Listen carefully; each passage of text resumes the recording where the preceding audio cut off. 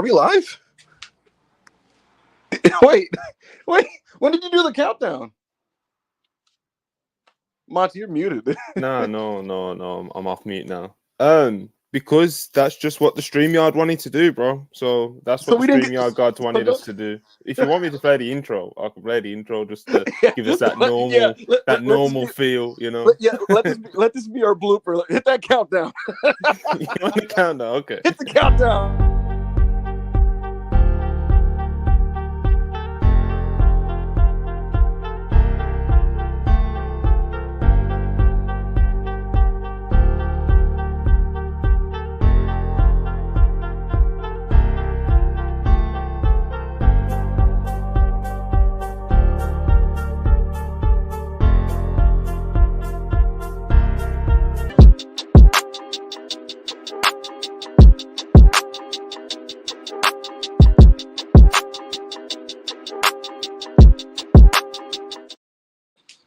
And we are live, ladies and gentlemen. Welcome to WrestlePurists Worldwide, a special edition of WrestlePurists Worldwide.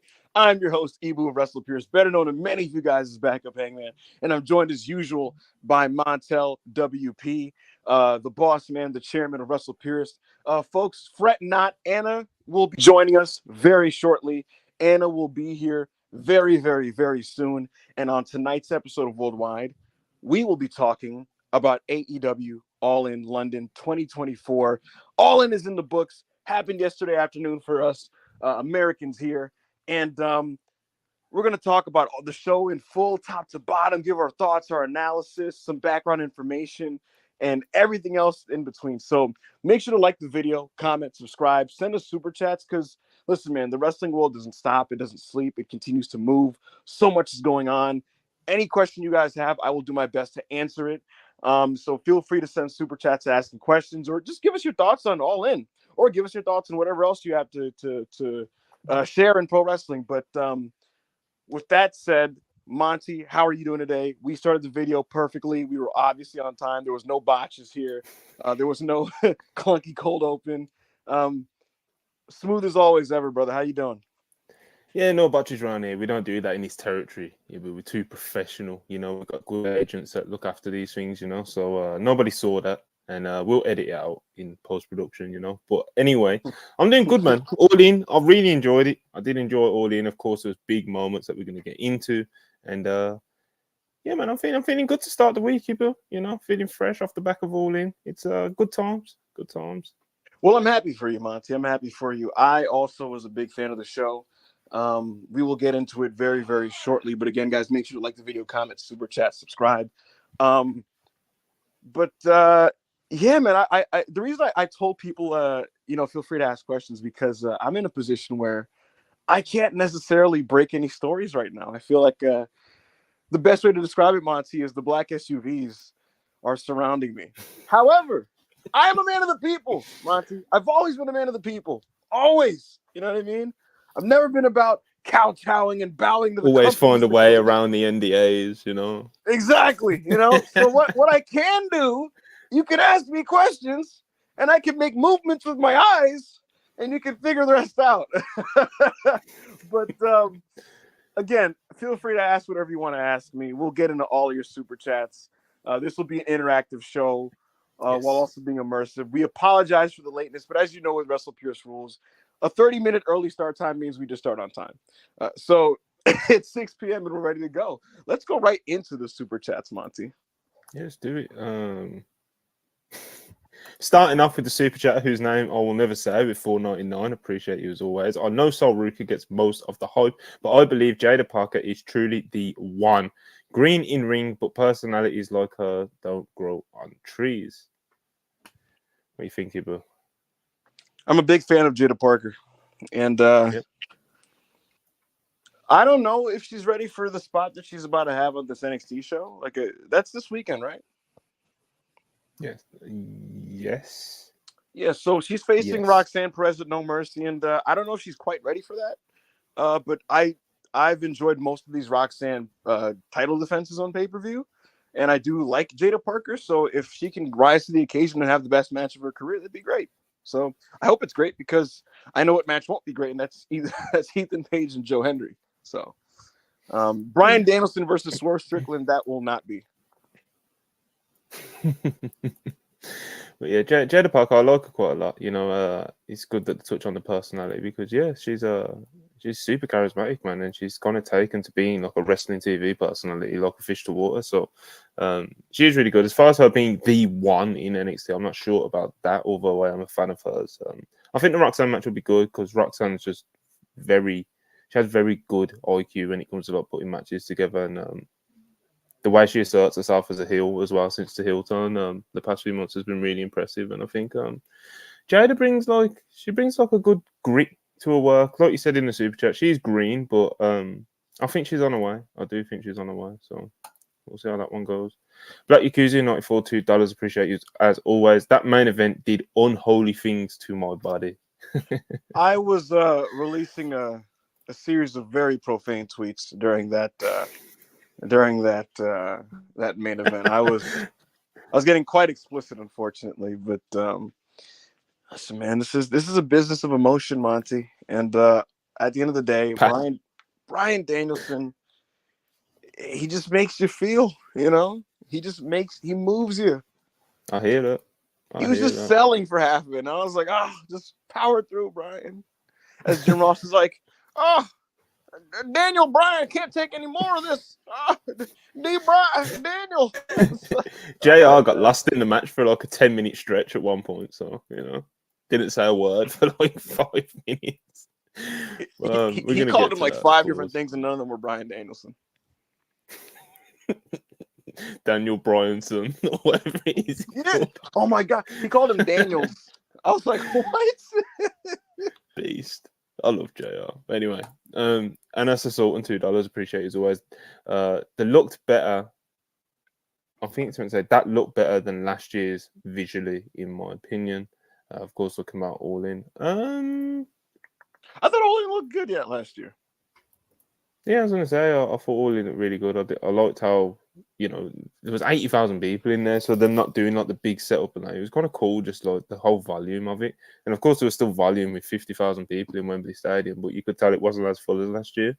But obviously, doing the big grand stage and stuff, it was different. I like both. I really like both.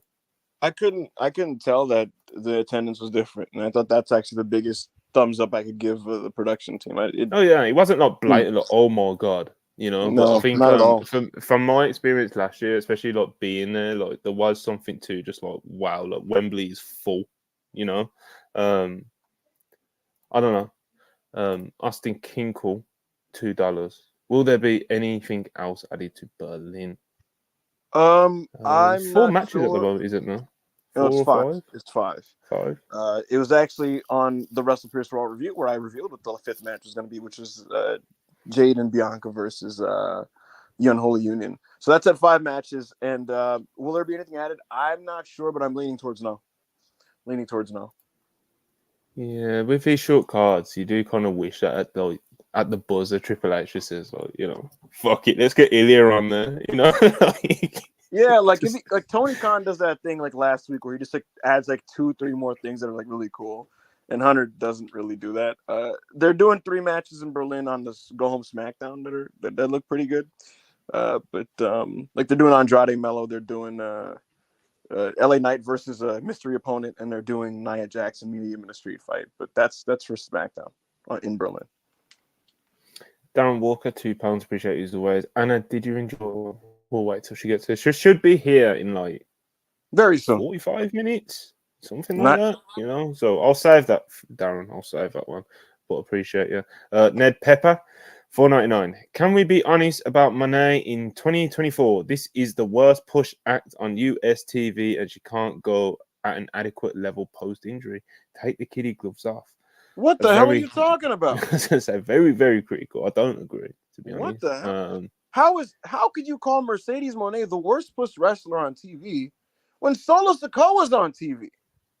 Like, think about it. Solo Sikoa. Family ties, brother. Family ties, you know. Solo Sikoa is so bad. He's like single-handedly yanking Cody's leg down the ladder of Wrestler of the Year. Like he's dragging him out of it.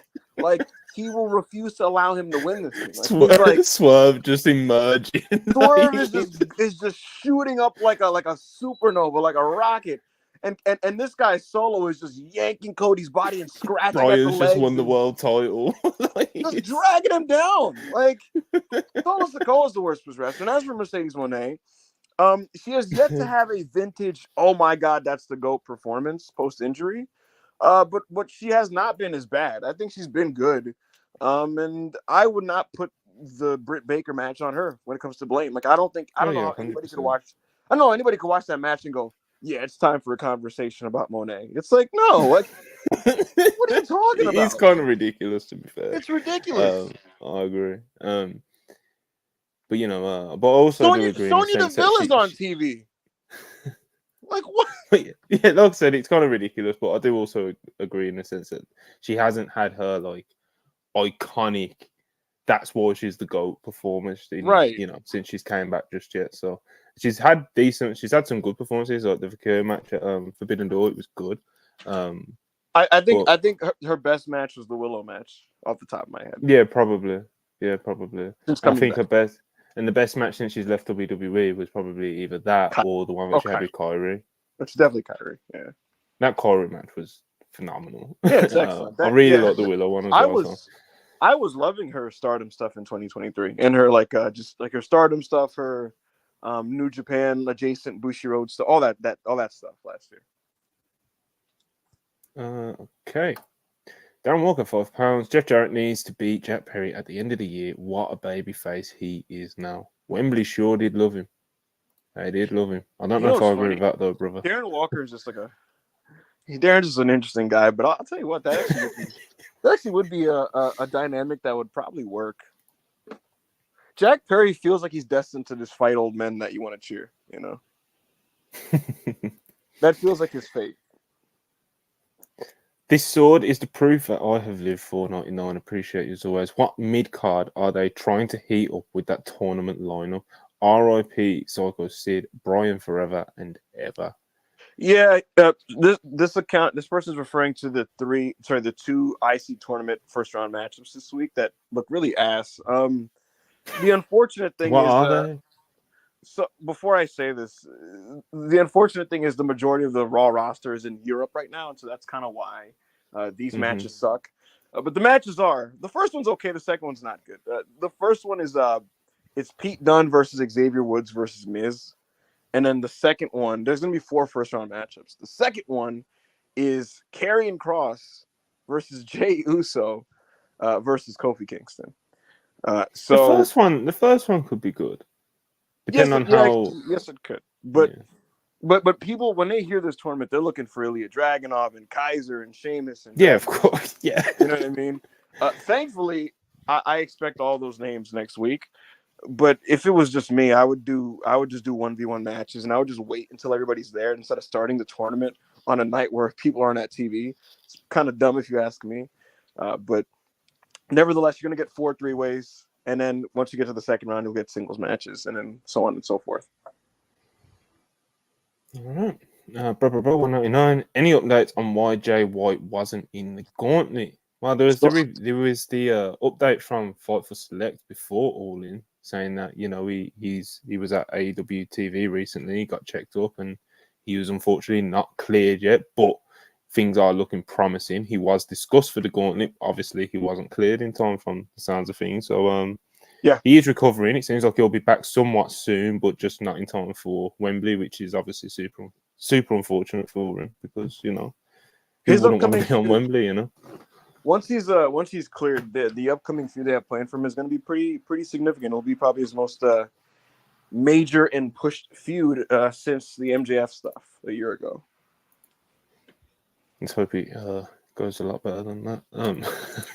Anyway, Hajiv Singh 199, appreciate you.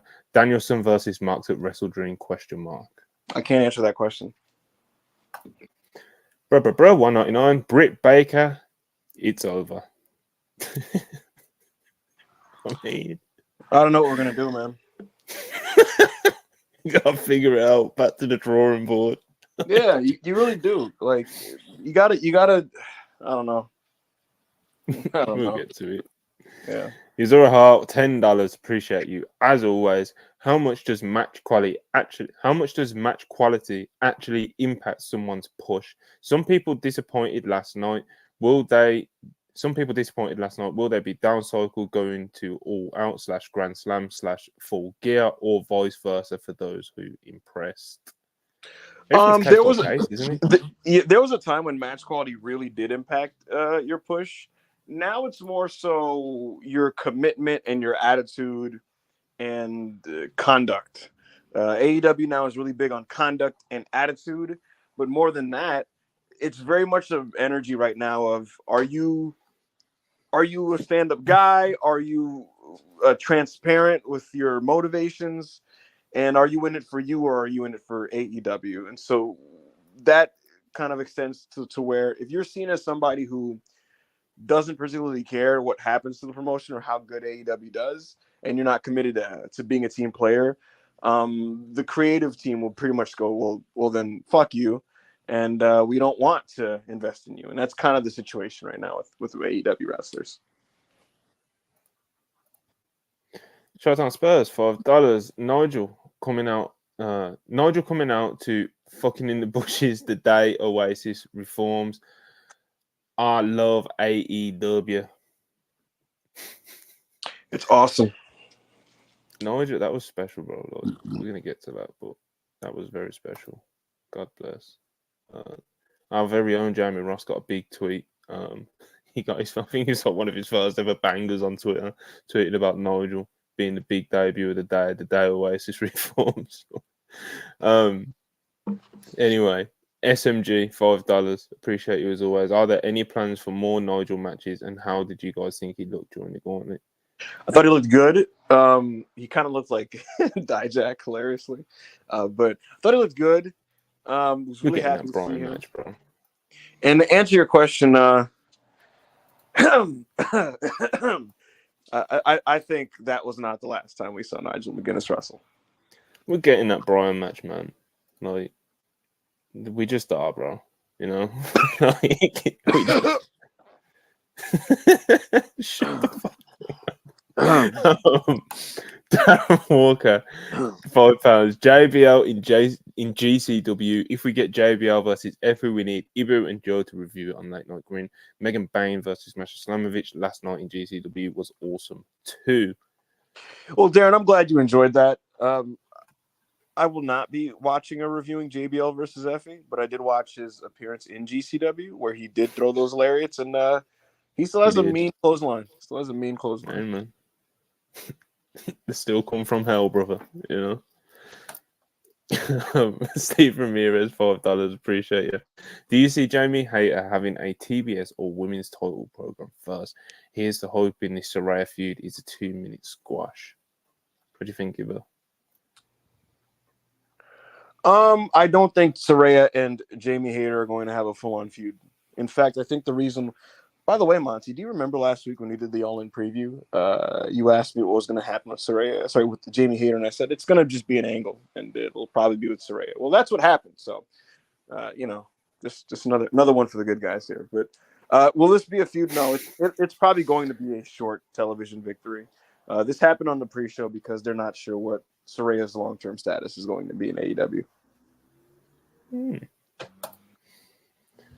Amari 316 V2 $5. Appreciate it. Ibu, I have a question for you. Why do people on Twitter assume that you have this weird vendetta against the WWE for some reason? Well, thank you for bringing this up. It's a really strange thing. Anybody that knows me or my opinions knows that I'm just a wrestling fan, and I'm vocal about what I like and what I dislike. And there's things in WWE that I like, and there's things in WWE that I vocally dislike. It doesn't mean I hate the promotion. Just like how with AEW, there's things I love and there's things I don't love as much. The reason this exists, not to dwell on this too much, but it's really just like it's stupid fan tribalism. And what happens is people use my name to rage bait with their own fan bases now. And so these cultists will like post like very they'll just post specific tweets I make that are critical and like, oh my god, look at this guy, and then you rile up people and they have a view of what they think all your opinions are, and that's why they think I just despise WWE. So I don't know, man. If something sucks, I'm gonna say it sucks, and if it's good, it's good. That's the bottom line. Listen, there's people who think the opposite as well with him in Yeah, AEW. So exactly. it's, Yeah, you know, there's people that think that think I hate AEW. You know, so it's the weirdest phenomenon. You know. Black Yakuza 94 $5. Can Yakuza stop acting like Jay wasn't part of the biggest storyline of the last 3 years and saying he's underused? Does he remember he has 2 kids? I think Got more than 2 kids. I think people would live easier if they just if you just told yourself like Rikishi is just like he's just cooked and doesn't have good opinions. Like yeah, he's just old. He's not in touch clearly. And yeah, he he's doesn't know what's just, you going know, on. his son's super over. So we're just like, well, champ, brother. You know, why is he like, not being a champion? What they doing with him? And it's like the funny thing about it for me though was how like Jey Uso literally said at the start of the month, like basically like, "Yo, Dad, shut up, man." You know, like yeah, like look, the bottom line is, like, dude, this is what I had to tell myself with Booker T, like maybe 4, 5, 6 years ago when I would see his quotes. I'm like, what are you talking about, Booker? But you live easier if you're just like, well, he just doesn't have good opinions. Like I'm seeing people like stressing themselves out trying to explain to Rikishi why his take is wrong about Jay, and it's like, bro, he's not reading that post, and like it doesn't matter. He's like harmlessly cooked, you know. But of course, he's not right. Like, bro, Jey Uso has been given the ball in big spots, and he just doesn't deliver because he's not a good singles wrestler. That's just the literal reality. So, last year, €2. Excuse me if I'm not pronouncing that correctly. Britt has no place in AEW's women's division in 2024. So back to the drawing board, brother. You know. You know what? I'll take this. You know? I'll take this time now to give you guys your first amusing news tidbit of the night. Okay. You know who followed me last night, Monty? Was it Britt Baker by any chance? Britt Baker. Okay. Yeah, now, what is this a news tidbit? It's just interesting. She followed me, and I was like, "This is interesting." You know, because I thought of how in Carlito's way, fucking Carlito Brigante, he always had a line he would say in the narration. He's like, "There's always an angle, and nothing ever happens for no reason. Like there's always an angle here." And that was me. I was like, "Man, what's going on here? What do you really want?" But yeah, she followed me, so She's tapped in, brother. I guess so. Connor Campbell, $4.99. Appreciate ya. Who do you think is the next WWE talent to pull a Tavian Heights and go to Japan for some reps? I am not hard sure. to guess. It's because it's so random with it, you know? Yeah. I'm not really sure. I'm not really sure. It is really hard to guess. It's like I don't think anybody would have like immediately guessed Tavian Heights, even though it is a good fit to send him over there. I don't think anyone would have like immediately guessed him, you know. What I can say with is Briggs that as well, bro. Like it's so random. It feels like so. What I can say is that it has been a thing stressed internally in NXT now. Like this is something that's positive and should continue, and reps are the most important thing. And that's why you will continue to see people doing TNA tapings every week. And they will continue to try to get people in Japan in the coming months. So expect to have at least one NXT person in Japan at all times throughout the year. Be cool if they sent someone over to Marigold for like a proper excursion, you know. Obviously, no one got announced for the what they're calling the tournament, the Gold Star tournament that they're doing. So, I mean, hopefully later in the year or sometime soon, they can send some women over to Japan as well if they want to go over there. Mid takes $4.99. How do you think this compares to WrestleMania 40, comparing the mid card women tag and main event matches? Mid card women tag and main event matches. I'd have to. Jesus Christ! Now I gotta remember cards and shit. Like, why are you doing this to me? I don't know. I think All In's better than Mania, but you know what I do think is interesting though about this comparison, Monty, is All In did feel like a WrestleMania. Like I'm starting to notice like there's a template set for modern American wrestling stadium shows, and I'm noticing certain things. I'm noticing like what works in stadiums, what doesn't work as well, and the rhythms and patterns of these types of shows. Because like most modern manias, my broad thing about All In, even though I love the show, by the way, I thought it was a great show. I actually don't think outside of Bryan Danielson there was anything like unbelievably like knock your socks off like match of the year level. And usually in an AEW pay-per-view, there's usually like maybe 2 of those types of matches and a numerous other great ones. And this one, it was a lot of like good to very good wrestling. But something about stadium shows I noticed, like the in-ring is usually just like a little lower, but like you make up for that with just the vibe and the atmosphere and the entrances and the pageantry and how that all comes together. And so in that respect, All In kind of felt like a WrestleMania, a modern 2010s, 2020s Mania, but with like better wrestling. There is definitely something to doing a different formula to like a normal pay-per-view when you go into a stadium, you know. Yeah. There is definitely something to it. It's like it's interesting because like promotions obviously outside of WWE, like AEW have only done like what they've done, you know, they've done All In twice now.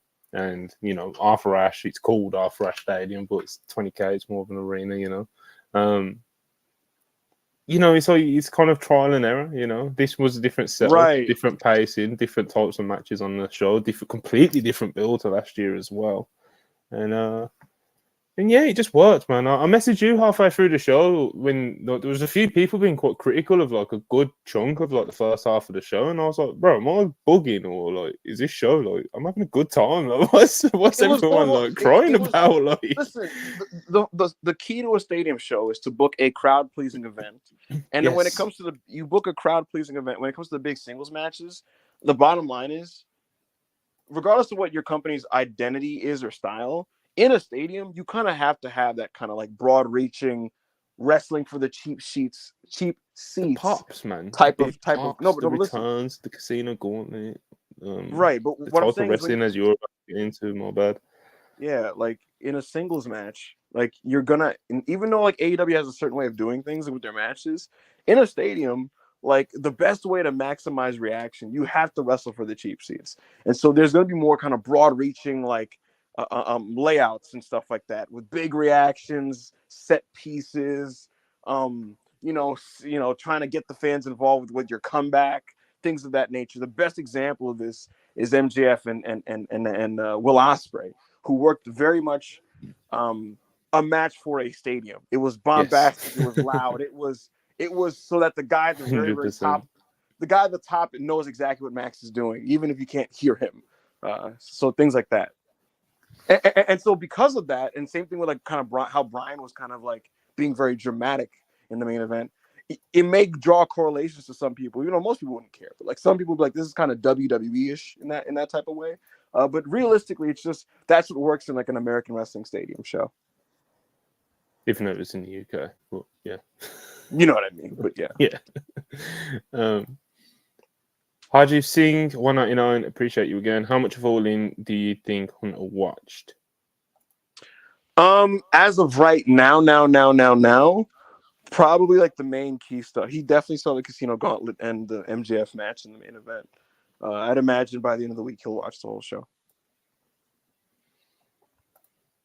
Bro, 499. Ibu, how many SUVs were outside your house last night, lol? There was one sitting right across. You know, there was one. Keeping an eye out. There's currently like 6. Watching your house. Yeah, right now there's 6 who are just kind of like, don't break that story, brother. Which sucks because then Dave's gonna break it on Friday, and it's like, all right, fine. Probably before then, to be honest, bro. Probably not Dave either. But Nathan Dewey, $5 Canadian. Swerve and Ospreay's entrances were top notch. What are your favorite entrances from AEW history? Where do these rank? This question, what are your favorite entrances? Favorite entrances in AEW of all time? I never thought about it, but neither have I liked Jericho's Judas entrance when like it was like that black choir. Remember that from like early 2020? It might have been Revolution, where they had like those women singing Judas. I liked Sting at Revolution this year came to mind immediately. Amazing. Yeah, with the video package and everything. Yeah.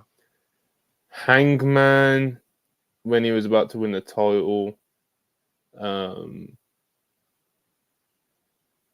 His ghost. Remember the good. Go on. his Ghost Riders in the Sky entrance before the Texas Death Match with John Moxley was great. And he also the Hangman Dark Order one for the what was it like Dark Order versus the Elite for Hangman getting a title shot, which ended up losing, and they did that big special entrance. That was cool. You know what's funny, Monty? A bunch of people in the comments wrote Lucha Brothers All Out, and I thought that the Lucha Brothers got like resigned or something and are wrestling it all out, but they're talking about their entrance from 2021. So a bunch of you like Lucha Brothers All Out. I thought you were just trying to tell me something. Alex Abraham is, man. Oh yeah. Yeah. Anyway, what else are people saying in there? Oh yeah, CM Punk. CM Punk at what show was it, Ivo? Revolution 2020. Revolution 2020. To Cesaro team. Yeah. Yeah. That was a special one. Yeah. Raj Giri thought it was the Terminator theme. What else we got? Anyway, there's a few. Nathan Jewett. You know what isn't on that list is Cody's live performance of Kingdom. Wow. That was really bad. Oh, you know. Cody smashing the throne. That was good. That was awesome. That was iconic. Yeah. Fuck yeah, this is AEW. Yeah. I kind of miss that feeling, you know. It's like, the AEW's like through Triple H, yeah. Like, that was awesome. Oh man. Don't know. 199. Appreciate you. Who's the man? Who's the man? R.I.P. Sid. You're saying it wrong, Monty. When he would walk out, he'd go to the fans like, "Who the man?" I'm like, "You're the man." I'm like, "Who's the man? You're the man." And he'd do the fist bump. But I'm not gonna fully do it, you know. Yeah, you know what? You could have took it over for me, you know. Sure, we'll do Sid right here real quick. We'll park it because I woke up from my nap, Monty, and I was just like glazed eyes scrolling Twitter, and I saw his picture, and I didn't think anything of it. Then I like double checked, and I was like, "Oh my God, Sid passed away." And so, in case you're, I don't know, living under a rock or you missed the information, Sid Udy passed away today. He was the former Sid Vicious, Sid Justice, Psycho Sid, and many other Sids throughout his wrestling career. And this was devastating to me, Monty. I was actually, I think I've voiced it a couple times over the course of my time in WrestlePurists, but I'm a big Sid fan. He's a wrestler that I didn't get to watch in real time because I got into wrestling like pretty much right after his career, like actually literally right after his career, unfortunately ended his mainstream career. You know, he got that big leg injury in 2001. But one of those guys where a lot of my early wrestling time, a lot of my time as a fan, early time, was done just kind of going backwards, whether it be through VHS tapes or DVDs and things, and looking up on the internet. And one of the guys that I was really fascinated with was Psycho Sid. And I wrote this in my little like write-up that I did, but it was funny. I remember being a kid, Monty, and I was like, "Man, this guy Sid is awesome. What if he worked the Undertaker? That'd be amazing." And then I looked up Undertaker versus Sid and watched it, and I was like, "Oh, okay." But not one of either guys' finest hours. But Sid was just he got over everywhere, Monty. He went to New Japan and they cheered him. He wrestled in WCW and he was over. The WWF looked at him and were like, "Oh my God, this guy's $1 million. You got to work Hulk Hogan." You know, like they loved him over there. Like everywhere he went, the promoter saw him. They loved him just from looking at him and pushed him like to the top of the card. And he was over. And then what would happen is within a year or two, he'd just tell the guy to go fuck himself and he'd quit and he'd leave and he'd just go somewhere else and get over and get paid. And so that just was the story of Sid's career, you know, and like there are people who will tell you like he wasn't very good. And like, of course he wasn't like the smoothest worker. And like there were better big men in terms of like mobility and match quality. But he just had this like unique charm to him because like I said, it didn't matter what crowd we were talking about, Monty. Psycho Sid is not like the type of guy an ECW fan would cheer for, but he went to ECW in 1999. And these people fucking love him. Couldn't help it, bro. Remember the big Bill reaction that he just got in Cardiff? That's what this guy got. Like he'd walk out there and he'd be like, "It's time for Sid," and the crowd is going crazy. They're chanting "Power bomb, power bomb," one more time. Sid was actually, I think he is the origin of the hardcore fan "one more time" chant. Like he'd do the power bomb, The crowd chants one more time. He put the guy right, tucking right between the legs again. He looked at him like, "You want to see it again?" He's like, "Yeah!" Throwing the middle fingers up, and he do the power bomb again. But I loved Sid so much. Just a really fun wrestler. He tag teamed with Vader, Monty, in 1993. He tagged with Vader, and they called themselves the Masters of the Power Bomb. Some really fun tags with guys like Sting and British Bulldog. So look those up. Watch the International Incident match from In Your House 9. I believe it was him and Shawn Michaels and Ahmed Johnson versus Davey Boy Smith. What was it? It was Owen, Davey Boy. Yeah, Owen, Davey Boy, and Vader. That match is awesome. Check that out. Check out the Shawn Michaels match at Survivor Series 96. War Games 1991, Monty. He comes in. Got some more right ones with Brett as well. Yeah, he does. He has some decent Brett matches. Mm-hmm. He has a 1991 in War Games 91, Monty. He comes in, immediately kills everybody. You've probably seen a gif of this. He goes for a power bomb on Brian Pillman, and like he's so tall that ceiling was so fucking low that he lifted him up for the power bomb, and he couldn't like fully like pick up Pillman because he hit the ceiling, and so he basically tiger drivers Brian Pillman. Good times, man. Yeah, 5 stars, brother.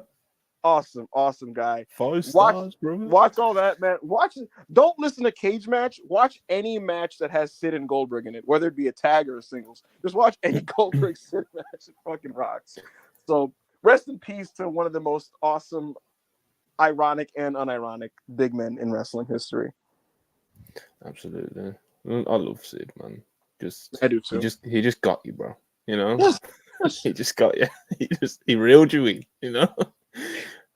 One of my favorite things about Sid was like, I was trying to find this tweet earlier, but it was just like when you're like younger or you kind of have like the less smarky kind of mindset towards wrestling. It's like, oh, Sid rules, man. The Pops is super popular. He's big, scary, you know, he's awesome. And then you become a bit of a smark, you know, get on forums, Twitter, whatever it might be. You're like, oh, Sid can't walk, bro, you know.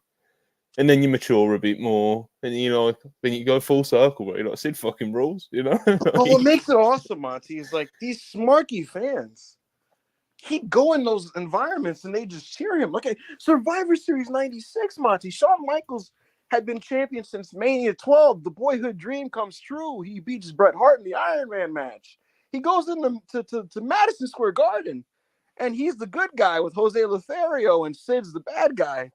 And they're just like, man, fuck Shawn Michaels. Like, fuck him. And the entrance, man. Sid, and to fuck him up, Sid just fist bumping him. And every time Shawn did a comeback, I remember when he does the forearm and then the kip up, they're booing the shit out of Shawn. And that's a great match. That's a shoot 4-star match, Monty. Sid and Shawn Michaels. Yeah, it rules, bro. It's awesome. Yeah, man. Very, very iconic wrestler. I thought he was very kind of like symbolic of a certain like archetype of wrestler. Yeah, we say a lot of things rules on these podcasts and Twitter and stuff, but like he really does fucking rule. You know, he's just awesome. People like him. Like Ibu already has explained very well. Like he was just over everywhere. People just took to it, man. And absolutely rest in peace because we lost a good one. That's another good one, man. Sorry, you're closing that really well, but I had to mention his promo style was so funny. Whisper scream. Yeah, like he'd be like, "Let me tell you something.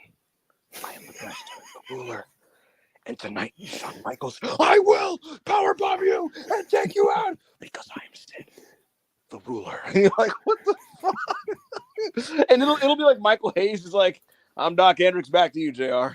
It's like, but you'd buy it, bro. Yeah, you'd buy it. Like, yo, this guy is fucking a fucking lunatic. He's crazy. He's scary.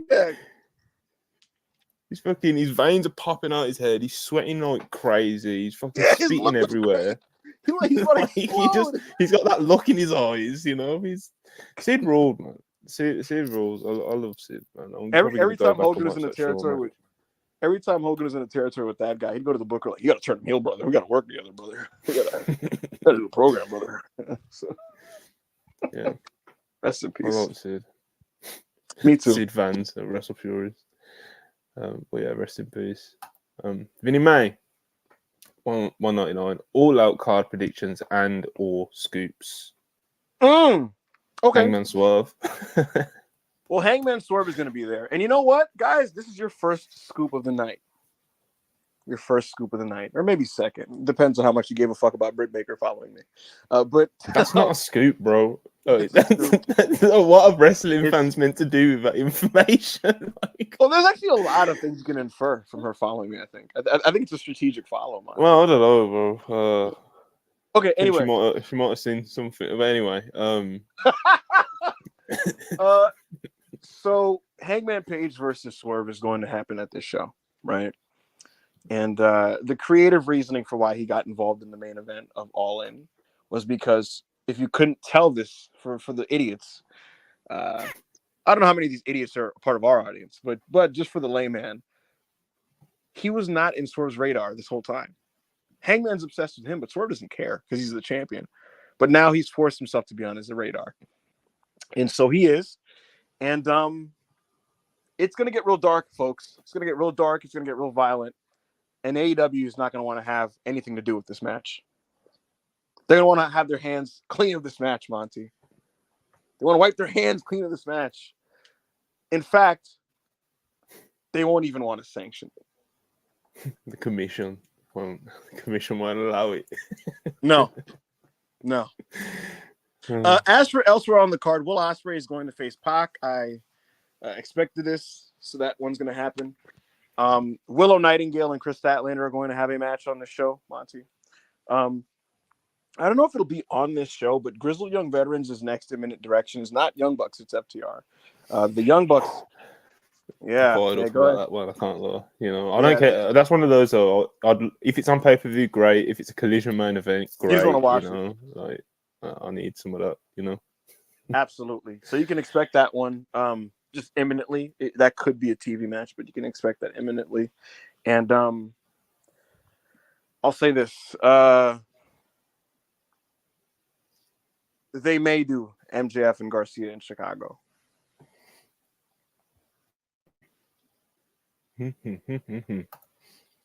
Jacob Donnelly, $5. I know it's funny to hate MJF at times, but I loved everything about the Ospreay feud, and the DG match should be great as well. We don't hate on MJF, do we, Bill? I'm very fair with MJF. I'd like to think I am too. I wouldn't say even for WrestlePurist standards though. I'd say we're kind of on the more lenient side. More. We're fair. By the way, Okada and Claudio are going to settle things in Chicago. Ooh. I like that one. Yeah. But yeah, what does it say? Funny to hate MJF at times, but I loved everything. The Ospreay feud was I didn't love it. But I kind of get the angle MJF was going at to try to get as much heat as possible to come into Wembley. Obviously, the way that played out was a bit awkward when he was trying to do he was trying to do a USA gimmick in America. So obviously, some people were chanting USA and stuff, and he wasn't exactly getting heat until we would do some more of his cliche work. This place is full of fat idiots or whatever the fuck you'd say, And I like it when MJF kind of veers away from those cliches and stuff and has more of a grounded character, which this was not. But I understood why he did it, and obviously the reactions at Wembley yesterday for Ospreay and MJF kind of spoke for themselves. I am interested to see the direction he goes into going forwards, because I do think he will become a bit more grounded. I think he'll have to be if they're going to do this Daniel Garcia match. So yeah, I'm not expecting to do any more MAGA stuff. So DG match should be great as well. Yeah, I think there's a lot of ingredients there for a great match. So, Monty, do you want to quickly just look over and read out to the audience? I have it in front of me. Our WrestlePurist contributors matches of the week, because a milestone was hit today. Go ahead, bro. The floor is yours. You've got them in front of you, or I haven't. I know what they are. Yes. Well, Nanae Takahashi and Chika Goto versus Suri and Arisa Nakajima got 4 stars. Will Ospreay versus MJF got a WrestlePurist 4. Hechicero versus Zack Sabre Jr. at the Rev Pro show on Saturday. Got 4.25. They previously had an excellent match in CMLL a few months ago. Your second highest rated match of this week is the Casino Gauntlet, the excellent Casino Gauntlet with all the cool surprises. 4.25. And the rare, elusive WrestlePurists 5, to which we've only had, 4 at this point, maybe? No, we've had a few. No, not a few, though. It's still less than 10, I think. But It's less than more. 10. We've had more than 4.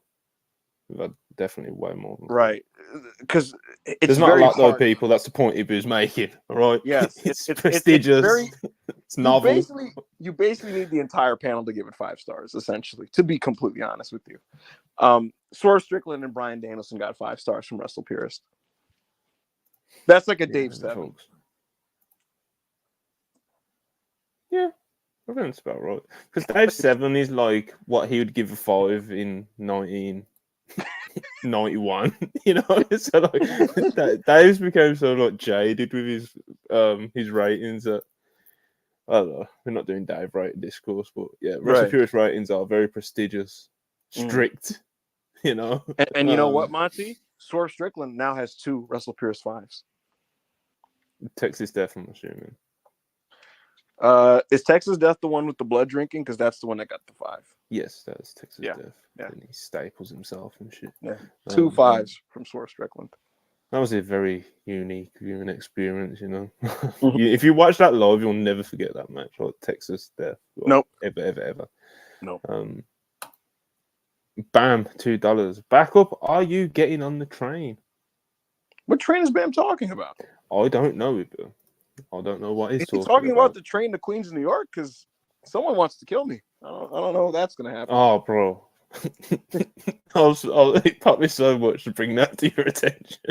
But anyway. I was like, when I see backup, I'm going to fuck him up. I was like, holy shit. It's the way he's like, I'm going to leave him on the floor crying and he's going to get people to jump in because he's a puss. He goes like, what is this, man? Yeah, I don't know. He wouldn't be the first guy to try to attack me at a wrestling show. But Ibu's got hands, dude. You know? Yeah, you don't want these problems. Anyway, Zayd Nadi, 4.99. Brian, Punk, Cody, and Roman being 4 of my faves has been the biggest roller coaster of emotions. But when WrestleMania 40 and Wembley happens in 1 year, worth it. Yeah, man, it's definitely a ride. Being big fans of those wrestlers. Cody, Punk, like especially if you're a fan of Roman through like the Big Dog era, you know, like say if you were someone who like loved Roman from the Shield, like say he was like your favorite or something, and you know you just kind of like stuck with it all those years. He was the Big Dog, like living in denial, you know, and then you finally got your dessert with the Tribal Chief stuff. You know, that's great. And obviously Brian had to retire for how many years has Brian retired? 2. But he hadn't wrestled for 3. Yeah. So yeah, absolutely. I see where you're coming from, Zayd. Bam, $2. Chugs, broken heart emoji. Damn. Corey David, $2. Ibu, what's this man? Ibu is. God damn it, Corey! What are you saying here? Ibu, it's still. Is Noah? I think he's trying to ask if Noah's trying to steal Tavion for another match. I think that's what he's trying to ask. I thought he was trying to tell me that Noah booked him for something past the N1 because the N1's ending. We already have the final set. It's Keno versus Kaito Kiyomiya. So if Tavion's booked for something beyond the tournament, then perhaps what he's trying to ask me is, have they been successful in keeping him? And I don't have the answers to that, but I think it'd be awesome if he stuck around for a little bit longer. Yeah. I think this is just the N1 final show, I think. But he's teaming with Manabu Soya, the man that he had his breakout match against, Monty. And he's facing Kazuyuki Fujita. You gotta say that, you know. Yeah. And you gotta put that bass on it. You know? Yeah. He's with Yoshitatsu, so that kind of sucks. Yoshitatsu stinks. But Fujita versus a shooter, oh, that could get nasty. Two shooters, they might just kind of, might grapple a little bit. Cast the Shelf, $9.99. Appreciate it. Just checking in. Hope all is well. WrestlePurists family. All in was tremendous. Daniel Bryan with another iconic world title victory. Yeah, man, glad you enjoyed the show, brother. He's the greatest of all time. And Caster, we miss you, and I hope you're doing well. And always appreciate the support. You've been a long time. You've been a long time friend of mine on this wrestling space. So I appreciate you, and I hope you're doing okay. Mid takes $4.99. Casino Gauntlet pay-per-view. Stip ? Also, will Grand Slam Australia be a pay-per-view? I kind of like the idea of this. Call it like AEW Gauntlet for Gold or Gauntlet for Glory or some shit. And you do give me a 6-match card. 6-match card, Casino Gauntlet, a good undercard. If you want to do a women's one too, if you really want to do one, go for it. And you build something around the Casino Gauntlet. Whether they do or don't, it's the best stipulation that's ever been created by AEW. And it's their Royal Rumble, man. Yeah. That's what it is. So it's kind of like an edited version of a Rumble. It's like Rumble with pins without over the top. Like, do you know what I mean? Like the way that and all you can roll surprises out and shit like that, and it's just it's all killer, no filler, Monty. It's a bunch of it's just a bunch of dogs. Like you watch it and it's like, man, what a flex! Look at this fucking roster. So I love this team, and it's crazy because there was a period, Monty, when a lot of those AEW gimmick matches didn't hit. Like, remember those shitty battle royals where like they'd come in like in groups, like and they're like, these are the Spades and these are the Jokers and this is that, and it'd be like crews of like 10 people walking out at a time. I thought those were just very tacky and clunky. Wasn't a fan of that. Yeah, I hated the Casino Ladder match. The Casino Ladder match where they did time intervals where people came out, like that was not it to me. But this is perfect. This is fucking amazing. Yeah, this is the one. Like I said, this Royal Rumble. Like if they made it, like if they built a pay-per-view around it, like the Super Chat and what you've already said, I think that they definitely could be onto something with that. And if they kind of switch things around, where like they did that pay-per-view before Wembley, and that gets you the main event of Wembley or whatever, because this year it was the Owen, wasn't it? So, and obviously that was just kind of used as a device to get Brian the title shot at Wembley. So, yeah, definitely. I think that's a real possibility that they could do. Sapito, 199. Felt Broly Aura went Swerve and no sold the knee. Brother, I wasn't a big fan of that, to be honest. It was kind of epic. I'm sorry, because Swerve, like it's always been a part of his presentation to just almost be like this fucking zombie, and so it's like it's obviously silly. You know what I mean? It's obviously silly, but. I don't again, Monty, something about stadium wrestling. It just has like different rules to me, and no, I get it. Like, actually, it's not necessarily like the idea of like that. It was just kind of there was just something about the execution that I just didn't really go for, But it's such like a minor detail amongst like one of the best matches of the year. So like, who gives a fuck? Yeah, we give it 5 stars, So like, yeah, exactly. But yeah, Dev to those $2. Imagine Takeshita versus Prime Tajiri. Oh, baby. That is a very random match, but Tajiri, from a brief stretch of about 99 to 2001-ish, was one of the best wrestlers in the world. And I'd say probably one of the best in the world, probably a bit longer. But that specific stretch, he was like just like, really, really, really unbelievable. So you take that like 2000 ECW Tajiri against like Takeshita, and it'd be beautiful. It'd be beautiful. So yeah, I love Tajiri. Rosho, $2 Canadian. Mina versus Mariah happening? ? Yes. Yeah, I'd say you'd have to assume so as well. She was in the crowd with Rachel Ellering yesterday at Wembley. She's also gonna. Actually, no, I can't say too much, but yeah. Oh shit. Corey David, $2. I was talking about your Noah Steele Tavion tweet. Well, what about it? Corey, you're wasting money, Corey. Okay. Yes, I made a tweet that they should steal Tavion. What about it? Like, are you asking me if they've done that or? Yeah. Legend Rider $2. Soraya's media scrum rant was something long. Yeah, it wasn't not what I would creatively pitch. No, You know? I don't really get it. And then she got like, my God, it just I don't Started even. talking about they them. Yeah, like It's just why go there? Why open that can of worms? What do you like? exactly. What's the purpose of that? What are you hoping to achieve? Mavs 84, 199. Need that Roderick Strong versus Bryan Danielson rematch collision main event. Bro, if you're gonna send like explicit pornographic messages to us, you need to give us some sort of warning. You know, like you need to Man, chill out there, bro. I'm gonna bring up something that no one's talking about, because this is the last match I actually really need from this guy in this promotion at the state of the game, because he's done everything in his 2-year stint. Can we see Bryan Danielson and Samoa Joe wrestle again, please? Can we please see this? Because it's been years. They didn't wrestle in WWE because Vince McMahon is a fucking war criminal. And we haven't seen them wrestle since Ring of Honor. So can we please see Bryan Danielson and Samoa Joe do the dance one last time? Right, guys, breaking news, massive announcement. Oh my God. We have some big happenings going on backstage right now. Oh my People God. running around. Oh my God. Some music. Oh. Are we cueing the Kai Conti music? Let's just put some on.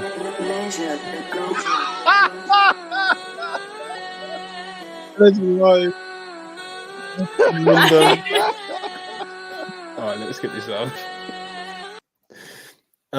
Anna, you are here. Happy you could make it. Cutting it close. But you never miss a town. You are fresh from London. You did a little WrestlePurists. You did a little WrestlePurists meet up with Charlie and Cole. Hell yeah. Yes, it was so much fun. We met Joel as well. It was amazing. Like, All In was incredible. It was one of the best experiences of my life. Of course, there were things in the middle, you know, but it's still, like, overall, it was so great. And I'm glad that I could get here. I literally just got off the train like 15 minutes ago. I just ran home, like a 10-minute walk. I ran home. I made it in 5 minutes instead of 10. Set everything up. I'm here. It's like Grado. I know neither of you two probably saw this, but anyone want to see like Grado's journey from one booking to another over the weekend? One of the I can't remember which Tom Campbell. I can't remember if he's What Culture or Cultaholic, but one of the big British channels. It's like he was with Grado, and Grado had a booking at some other British show. I can't remember, some Brit indie, and he got a last minute booking at Rev Pro, and like he literally recorded the whole journey. We ran into him in the metro, in the subway, actually. Me and Charlie. Yeah, you're probably in the video at some point. Yeah. I don't know, but yeah, man, Grado's a great personality, man. You know, the crowd is popping right now in the live chat. They are. Listen, Anna's a big star, bro. They are losing their minds. I'm very glad that I could make it as well. Like, I really want to talk about the show.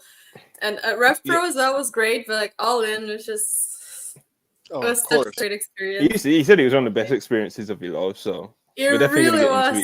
We've definitely got to get into all of it. We've got just over an hour left, and we haven't actually started the review yet, so perfect timing. Nice. We've got a couple super chats to run through real quick. We're gonna get them done. Let's got a quick fire them. Okay. And then we're gonna get into the review. Okay. So now Anna's here. Darren Walker, of course, greeting you. £2 Hello, super Darren. chat. Says, Anna, did you enjoy UK and our food, unlike the wrestlers? Yeah, so the food is very interesting. I do have a very specific beef to pick with AEW. That burger that they were selling was the worst burger I've ever had in my life. Just disgusting. That was not even, I don't think that could be considered food. It was very bad. Please solve that for next year. I'm sorry to Wembley, but that was awful. And yeah, the full English breakfast, I just did it for the bit. I did not want to eat it, but I was like, I have to, you know, I simply have to. And Charlie, she was nice enough to take me to a place where they actually make, like, you know, a good one. Apparently that's the good one. And it was okay. Beans still have no place in a breakfast. I'm sorry. That was still foul. The second that I finished eating it, you're like, oh, this was okay. 5 minutes later, I started getting like heartburn. Like, oh shit. It's a real fine. British breakfast experience. It's not Honestly, bad, this no. may be controversial as a Brit, but I agree with you on the beans take. Yeah. Why are they Not sweet a as fan. well? You know what I mean? It's like it's beans. I mean, I'm not a fan. I'm not a fan of a lot of the things that my foreign friends take the piss out of British people for. Like, I don't drink cups of tea. I don't drink tea. I don't like beans. What else is there, bro? There's like the hash browns, I never the eat. Yeah, I sausages. never eat crumpets. What else is there? You know, I don't know. But yeah, Darren wanted to ask you about your experience, so we But saved the that UK was for him. great. London was amazing.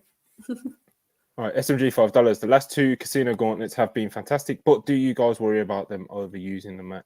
Well, no, just don't do it until next year. Yeah, literally. Like, Just I don't do guess it. considering they've done three already, though, I can understand if you're a fan where that concern may come from, you know. But I think just based off even just based off last night, bro, like just that needs to be special occasions, man. Because It Yeah, was insane. I think doing 3 in this succession that they did was important to get the stipulation over. You know what I mean? Mhm. 'Cause they got better and better and better, and you did it at the biggest stage. Now is where you go. Okay, we hold it off, and then maybe you see it at some point in the spring next year. Vacant 499. Nia Mariah versus Mina at Wrestle Dynasty with Tony returning after set up a rematch in Australia. When's the Australia show though? Isn't that like not Feb. until February?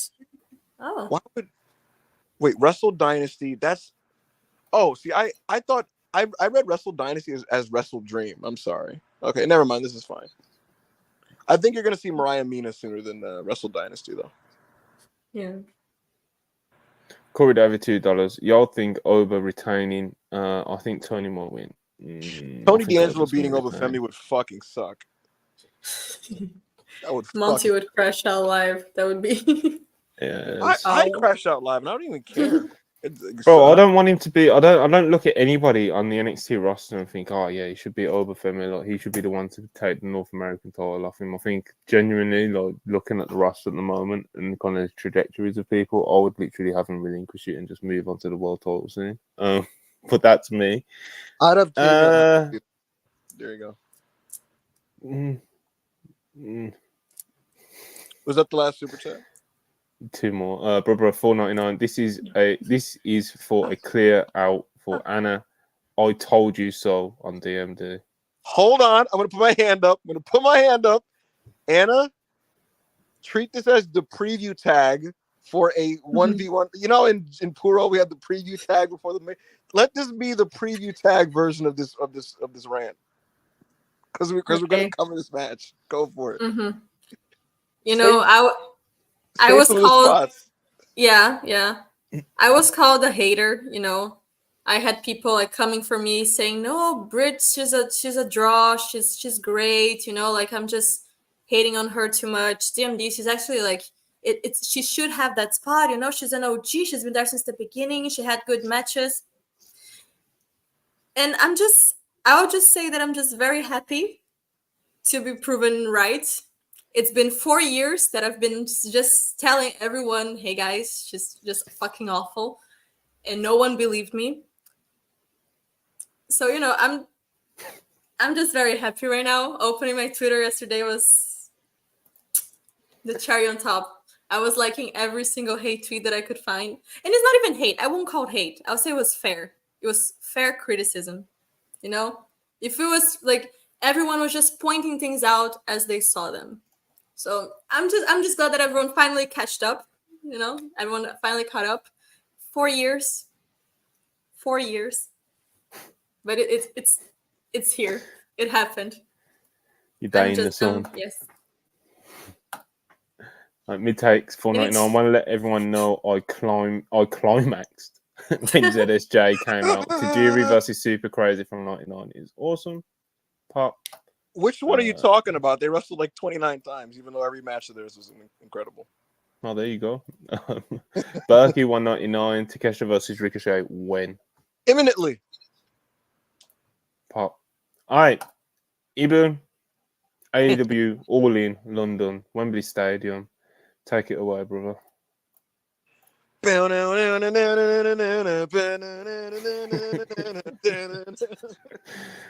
in, breathe out, breathe in. They kept playing that during the pre-show. The Machine Head. Yeah, it was the theme, bro. It was the Yeah, same one as last year as well. breathe out. I'm going to quickly read the results of this pre-show, and if you guys have anything you'd like to say about any of these matches, raise your hand at the end of this. Otherwise, we'll go next. We had a 16-man tag team match. Tommy Billington, Kip Sabian, Rocky Romero, Kyle Fletcher, Leo Rush, Action Andretti, and Top Flight versus Satnam Singh, Jay Lethal, Anthony Ogogo, Arya Davari, Private Party, and the Dark Order of John Silver and Alex Reynolds. They had a 16-man tag team match. It went 11 minutes, 35 seconds, and the babyface team won.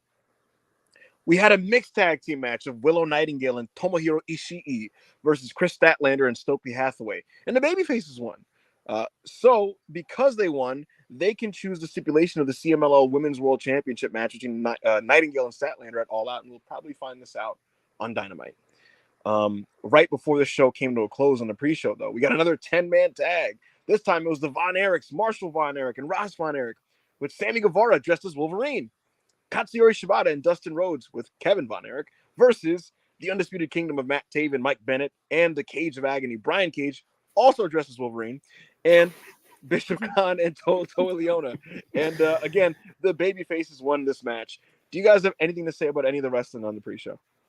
Right, so the Von Erichs applied the Iron Claw at the end of the match, and I think that is very important that we point out that we saw the Iron Claw in the Wembley Stadium. Yeah. What else? Stoke did Spine Buster, which popped me.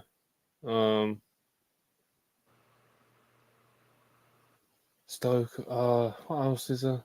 I just liked what Stoke did. Stoke did the Spine Buster on the weekend, not on Collision. No, not on All In.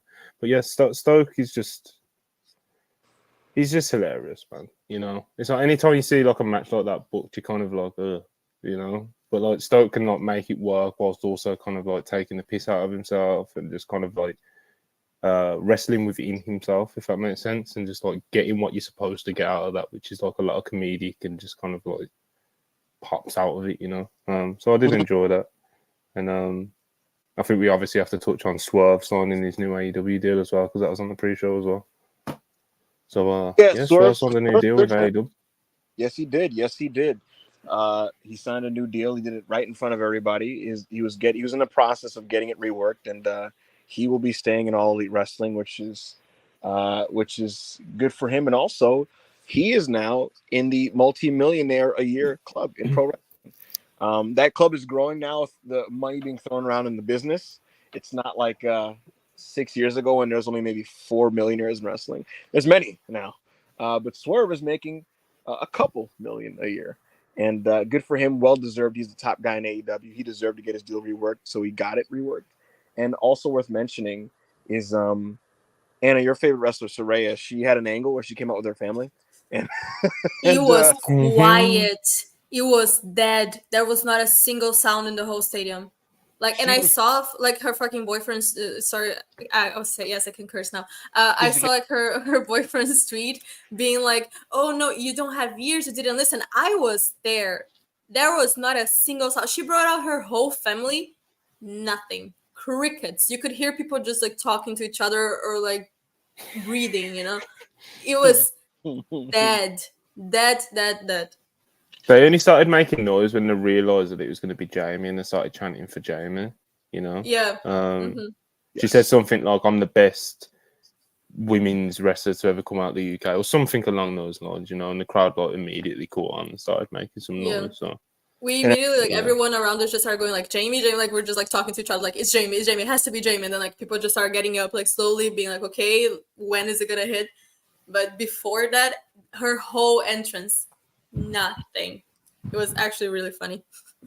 Right, and so Jamie Hayter does come out. You hear the music, dun, dun, dun, dun, and she comes out. Jamie Hayter never looks the same every time you see her after a hiatus. She's now clad in orange hair.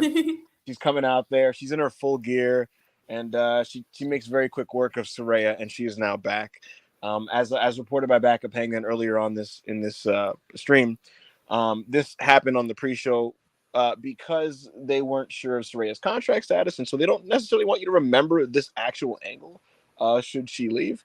But they wanted to give the people a pop, and Jamie's back. Also, they knew when it comes to a time constraint, they timed out the show, and they realized that they were going to have to put this on this pre-show. It's also why they did the entrances for the opening ladder match. It's why they did the ladder match entrances. Had a curfew, brother. That to get out of there. That to wrap up at 10 p.m. Wembley, you get charged every minute you go over. So absolutely.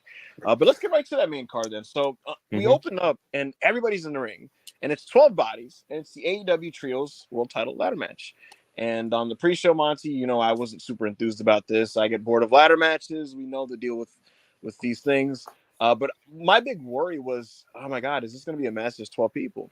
And to this match's credit, what I'll say is there was 12 people, but it didn't feel like a clusterfuck. Like, like the spacing of when they would position people's bodies to do stuff was well done in that, like, it never felt like, oh my God, this is like hectic in like in an unmanageable way. It was just, no, it's just people are coming in and out to do their stuff. And so from that standpoint, it was well done. And yeah, man, it's what you expect out of a ladder match.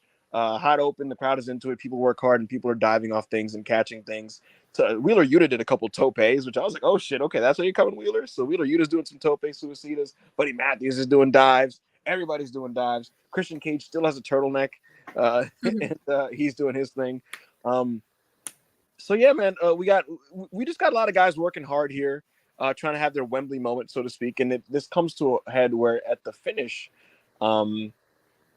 Pac just kind of leaps over the former Luchasaurus and Christian Cage and just yanks down the Trios Championships.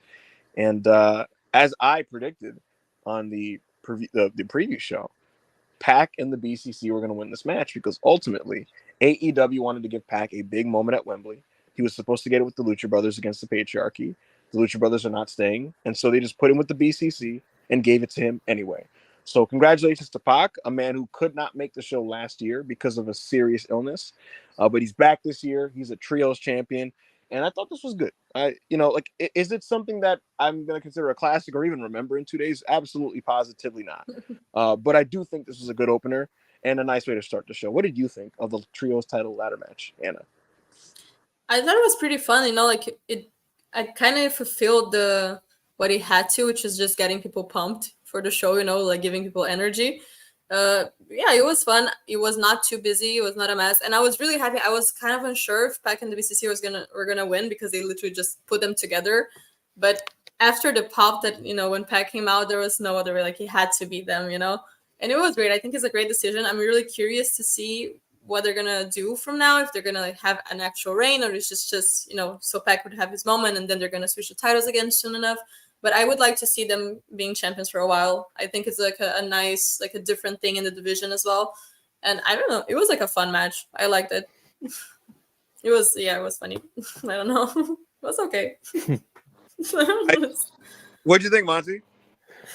Yeah, I liked it, man. I thought it was a nice way to open the show. Probably not exactly what I would have picked to open the show, but we'll get to that. But it was good, man. Like you said, when I saw how many people were in this match, I was kind of like, yikes, But at no point did it feel like this is fucking all over the place. Like, what are we doing here? I never felt that during this. It wasn't a classic or anything, but there were some cool spots. Some cool ladder spots. The Wayne's Wall to the outside. The finish was quite unfortunate. I just don't think it came off the way they intended it to. With Luchasaurus trying to lift Christian Cage up the ladder and Pac beating him to it and kicking him in the face and knocking it down. It just came off a bit like, is that it kind of thing? But the crowd was so into Pac and just so ready to see him pull the belts down, but it kind of just overshadowed it anyway. So even though it wasn't like a great finish, it didn't matter because it got such a pop, And yeah, just really cool to see the reaction for Pac and him getting his moment in Wembley after missing last year. It was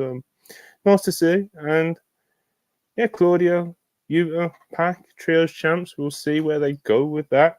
Could be interesting. But yeah, no complaints. I thought I would have some. Yep. This was a good opener, and we kept the action hot and heavy and got rolling because we went right into the women's championship match. This was Toni Storm and Mariah May, and this feud has been going on for months, or at least the storyline has been going on for months. All About Eve was the motivation for this one, the inspiration. And Mariah May had been the understudy to Toni Storm. She turned on her. She was looking to usurp her in power.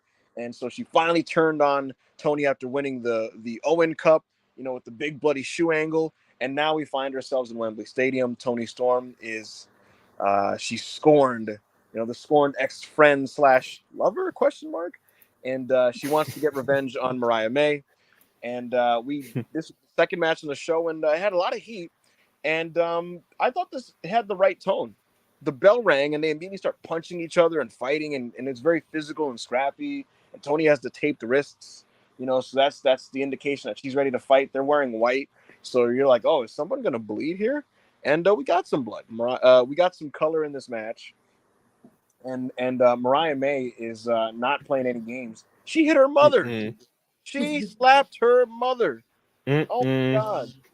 Like, what a piece of shit. How could you slap your mom? But she did, Monty. She slapped her mother. And again, these are just two women out to get each other. And I thought this, I didn't think this was like a classic match, but I was very happy with the tone, the energy of the match. And I thought that they worked hard, and it didn't have any it wasn't like lethargic. And it also Toni was timeless Toni while being serious at the same time. So I thought this came out very well. I thought this was a very good match. The finish came when Toni had an opportunity to hit Mariah with the shoe. She could not bring herself to do it because she still loves Mariah. And so in that moment of weakness, Mariah May took advantage and got the win. That's a little annoying. Like, why would you do that? She tried to maim you and kill you. Why aren't you trying to kill her? But that's the finish they chose to go with, and I still thought this was very, very good. What did you think, Monty? I liked it, and kind of much to the point what we were talking about earlier about kind of wrestling to a stadium crowd, and I think they did that very well here. It was very bombastic, dramatic. There was very blatant set pieces. And I think a big question going into this was, can they live up to the feud and the time and focus that has been put into this feud and how well it's been received by people? And I think they did. I don't think it was like a classic or anything, but I think they definitely delivered, I enjoyed this, man. I enjoyed Toni's performance. As he said, I think she balanced her timeless stuff with actually, you're wrestling like a blood feud match right now. I think she balanced that really well. Mariah May got good heat. Very much looked like she was enjoying herself out there, and yeah, we got some color. The finish was, I kind of liked it if they're gonna have Toni go away for a bit, which I think she is. She's not mentally right. She's lost a killer instinct, etc., etc., etc. All these things that you can play off it. Mariah May taking advantage of the moment of weakness. And then beating Toni with her own finish, that was, I guess, kind of more of the point that we're trying to make, rather than kind of, rather than dwelling too much on Toni's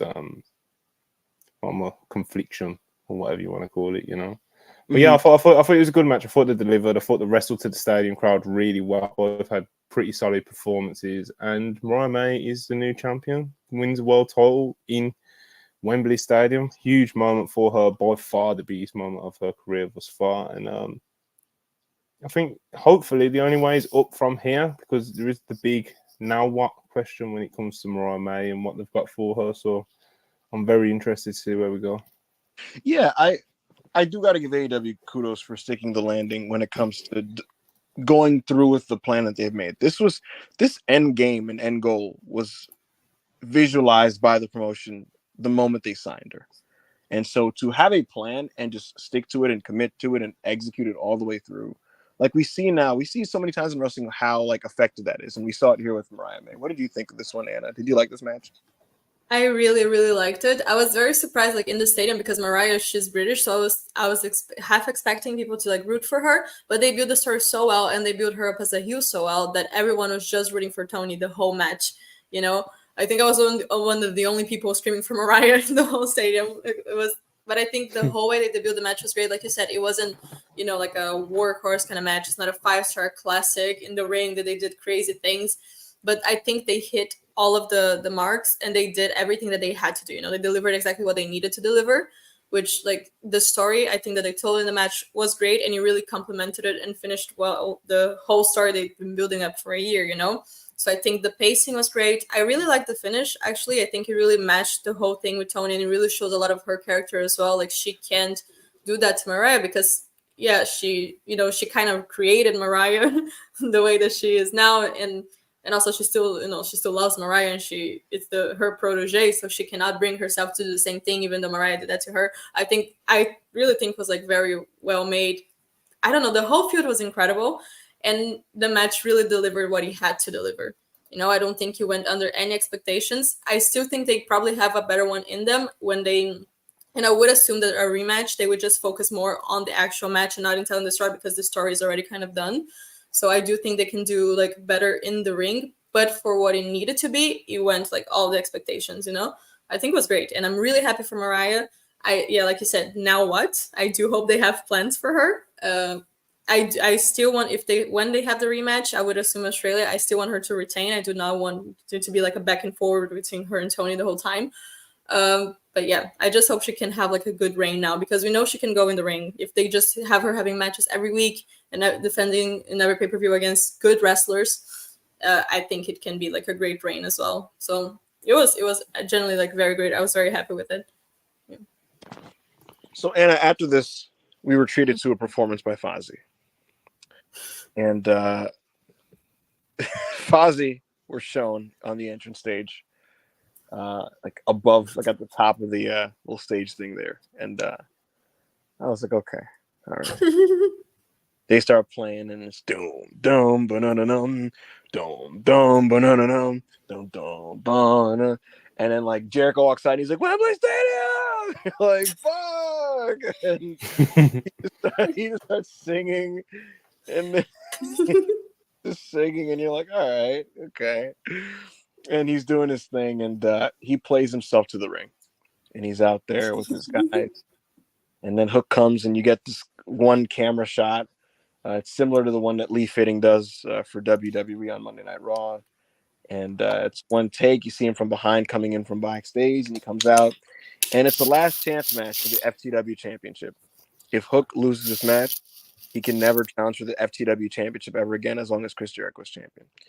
And this match had kendo sticks and chairs and trash cans and cricket balls, apples. Jericho dropped some apples out of a bag and they were the cricket balls. Right. You're getting old, man. Wait, those weren't apples? They were cricket balls, bro. Are you sure those weren't apples? I'm not losing my fucking mind here. They were cricket I thought balls, the idea was like, he's a bad apple. These are there's no way. They were in the UK. So they used cricket balls. That's what it was. Then Hawk had the bat. Right. And he was hitting the cricket bat, and he was hitting cricket balls at him in the match. Fuck. Yeah, you're cooked, bro. Like I said, you're getting old. You're gonna need glasses. I actually do have bad eyesight. But anyways, Hook, they tried to throw Hook into them, and it completely missed all the cricket balls. But this one went 10 minutes, and it felt like 15. And the finish came when Taz applied the Taz mission to, was it Brian Keith, right? I want to say it was Brian Keith he applied the Taz mission to. By the way, on Hook's entrance, you got the kind of like the same opening notes as in Taz's entrance theme in WWF. And you got the da, da, da. And so yeah, Taz comes up, applies the Taz mission. Hook does the same thing, the Kata Hajime on Chris Jericho. It's a father-son dual submission, and Hook wins back the FTW championship. And my thoughts on this were that this match wasn't good at all. But it had a nice little ending there with the father getting up off the commentary. Yeah. Taz getting up. That's what I mean about this being a crowd-pleasing show for a stadium, because even the stuff that wasn't all that good, like they had capital M moments with the trademark symbol next to it to make you remember something about it or to pop the audience. And here it was Taz coming out. He applies his Kata Hajime, and so does Hook. And Hook gets to win, and he wins the FTW championship. And Chris Jericho's FTW title reign of terror is over. and now Jericho has to find a new championship and a new young talent to leech off of for the next 8 months. What did you think, Anna? I gotta be very honest here. Go for I it. did not watch this match. Oh my god. The second the graphic came Sexism. up, yeah, the second the graphic came up, and we saw like, oh, Jericho and Hook, immediately laughed. And I gotta be honest, I didn't need to buy anything to eat or drink. I didn't need to go to the bathroom. I just stood outside until the match ended. Stretched your legs. Went for a walk, you know. And the thing is, you saw That's a lot of crazy. people doing this thing. Like the lines were huge, the longest lines from the whole show. You know, everywhere was just full of people, and you just saw people just like on their phones walking around. I was just standing there. There was like a little table. I just leaned against the table, and I was just waiting, you know, for the match to finish. I couldn't. I'm sorry. I just refused to watch Chris Jericho. I'm sorry. Like it was, You you know, know. if it makes you feel I better, did not see anything. if it makes you feel better, Anna, this match sucked, so you didn't miss anything. Yeah. other than Taz getting up out of commentary to just like kind of hug a guy from behind and call it the Taz mission. But yeah, nothing really to see here. What did you think of this one, Monty? Oh, people might attack me, but the match did suck in like an overall sense, but it did have quite a few elements to it that popped me quite a lot, like the Big Bill reactions, for example. Like that was very enjoyable for me. I thought I was watching Hook, and I was just kind of like, he's been straddled with like some terrible creative, and it's not a sense where I'm like he should be booked better and he should be pushed and they should do loads of stuff with him after this on TV so we can develop to be the true top star he can be. It's not that, but I do like Hook, and he kind of highlights to me like what I kind of wanted ROH to be, which was kind of like a developmental for AEW, especially kind of how much they've like demoted what ROH is since they've had it. It's like there needs to be a place for where people like him can properly grow without having like your Jericho's just leech onto him, and then we get like these sort of like shitty pay-per-view matches. But yeah, like I messaged you earlier, and I was like, I like Hook. Is that a hot take? And he was like, yeah, it is a hot take. It's 2024.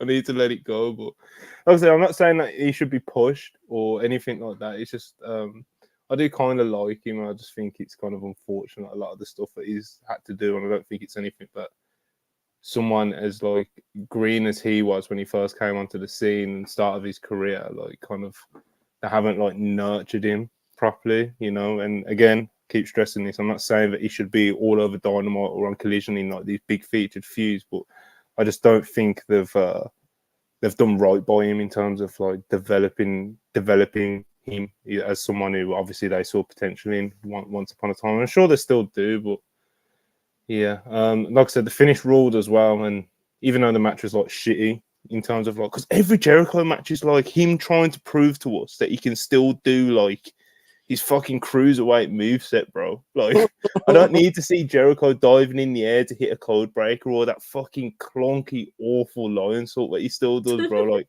I don't, you know what I mean? Like, every match feels like Jericho's trying to prove a point that he can't prove anymore, bro. Like, his best matches that I can remember in recent years is when he just kind of like stands there and whacks people and wrestles within himself, you know. But he obviously, as we've seen like quotes recently, he obviously has a much higher opinion of himself than pretty much any fucking fan does in 2024. So he thinks he can still do these like, you know, work rate and have these certain things in his moveset, and like I said, prove to people that he can still like go at a certain level, which I don't think he can anymore. It's hurting the product. It hurts the people that he wrestles with. It's very unfortunate because, you know, it's Chris Jericho, man. Obviously, he's a legend of the business, bro. But these last few years have been, woof, woof. So yeah, we'll see what's next for the fucking learning tree. I guess we'll see if Hook relinquishes the FTW title, retires it, and I don't know, man. I don't know what you do with both sides of this match coming out of this. Yeah, I don't know. I don't really care about Jericho or Hook. I think Hook sucks, and I think Chris Jericho's at a dead end. So I don't, I don't really know or care. It's tough. It's tough. What was next on the show though was a three-way for the tag titles. This was FTR versus the Young Bucks versus the Acclaimed, and a lot was made of the build and the set to this match. But they went out there and they basically just had an undercard action tag match. They just kind of just went out there and they just did a bunch of moves, and Hook should go to NXT to do what? To do fucking bro. That's. I just think when you look at the lay of the land, bro, like that's just where he would fit, and that's where he would develop best. My question though, like, does he get any better? Because if he, yeah, 100%. Yeah, like he's still a limited wrestler. You know what I mean? So it's like, of course he's limited. He's been wrestling for fucking 2 minutes and half. But anyway, it's besides the point. We're getting off track. We don't need to go back to Hook. I just wanted to point out that I agreed with that. Sure. Anyways, these guys just kind of did a bunch of moves, and the fans were pretty into it. The Young Bucks were solid here. Nick Jackson put in a good shift. He was working real hard. Nick Jackson looked real good. Dax Harwood was doing his thing. He's always gonna give it his all. Cash Wheeler tried like 2 suicidal dives through the middle rope because he's an animal. And the Acclaimed were the Acclaimed. So I thought this was a good match with good action, and it ended in just a good match. The Young Bucks won, which I expected. You did. Bill Gunn got involved as expected. He did. Halfway through the match, I was like, Billy Gunn is going to get involved, and it will not be for him to sell or take any move. He's just going to beat up like the Bucks or something. And he did take a super kick, and he did take a nose flat back for it. To be fair. He took a super kick later. But yeah, good match, and the Bucks retained. What did you think of this one, Anna? I think it was good. It was fun. Like I managed to escape Chris Jericho, but I could not escape Max Caster. That was definitely something. I do not understand why they make their entrance last. When the Bucks are the champions, that was something that kind of like annoyed me because I was fully expecting to just like run out in their entrance again, but I had to sit there through the rap. It's okay. But yeah, it's fine. I'm just really glad that the Bucks retained because I did not want to see FTR with the title, and I do not want to see the Acclaim with the title. Anthony Bowens is a beast. Please free Anthony Bowens. I cannot do this anymore because I want to root for him, but I cannot fucking root for him when he has like Billy Gunn and Max Caster next to him, and he just keeps screaming, "The scissor made that ass!" like the whole time. Yeah, the stadium was going crazy for that one though, but like, ugh. And I'm really glad. I don't know if we're gonna talk about it later, like the Grizzly Young Veterans. That I think that's amazing. I really want to see that feud with the Bucks. It's something new in this division, which they desperately need. But I'm just really glad that the Bucks retained because I think, honestly, of the 3 options that we had, that's probably the one that interests me the most because they have still like a gimmick that is more interesting, and I think they can still do like more different things than the other 2 teams right now. So yeah, we touched on GOIV a little bit earlier, but for those that didn't see, they show up after the match, and they've appeared in AEW before, but this almost feels like their formal, official like introduction, and yeah, they face off with the Young Bucks before turning the fight to beating up on FTR. And as I said earlier, their long-term destination is a match with the Bucks for the tag belts. But they will be fighting FTR in the immediate future. And so that's kind of their immediate destination. And welcome to AWGYV. They're absolutely a positive addition to the tag division. A positive addition of this show was the Casino Gauntlet, which came next. And my goodness, was this beautiful. It was just a cavalcade of great wrestlers coming out to big reactions and doing cool things. And we opened this up with Orange Cassidy and Kazuchika Okada, and they're wrestling, and it's cool and it's fine. And then Nigel McGuinness comes out. What the fuck? Nigel McGuinness is here. And Taz quipped that the AEW color commentators are kicking ass tonight, which is a great line. And then the hits keep coming because I've got the list of entrants if you want me to go through. Yeah, I got it. Okay. Sabre Jr. comes out, and you're like, oh my god, Zack Sabre Jr. What the hell? He's coming out. The official list was Kyle O'Reilly, then ZSJ. Roderick Strong is out doing his thing. Mark Briscoe's out there working his ass off. everybody's like early on in the match. It's like a technical wrestling multi-man spot fest, which is like remarkable to see. Like it's just a bunch of technicians doing cool technical stuff at the same time. It's really really cool. And interrupting this party was Hangman Page, who came out like he was the fucking Undertaker. He comes out at number 8. What the hell? And he's mean and he's nasty and he's pissed off and he's just taking people's heads off and beating the fucking shit out of everybody. And Jeff Jarrett comes out to enforce some justice. And so he comes out and his high spot, he just does a bunch of punches to everybody. He's just punch, punch, punch, punch, punch, punch, punch. And it rules because it's Jeff Jarrett. And Karen Jarrett gets involved. And Hangman Page teases hitting Karen Jarrett. And you're like, what the fuck are you doing? Are you out of your mind? And right at that moment, boom, a big R comes on the screen. And I'm like, Robin? No, it's Ricochet. Ricochet comes out. And everybody's losing their minds. And it's really, really cool. He's wearing gloves. And he looks like he's about to like perform like with a boy band or something.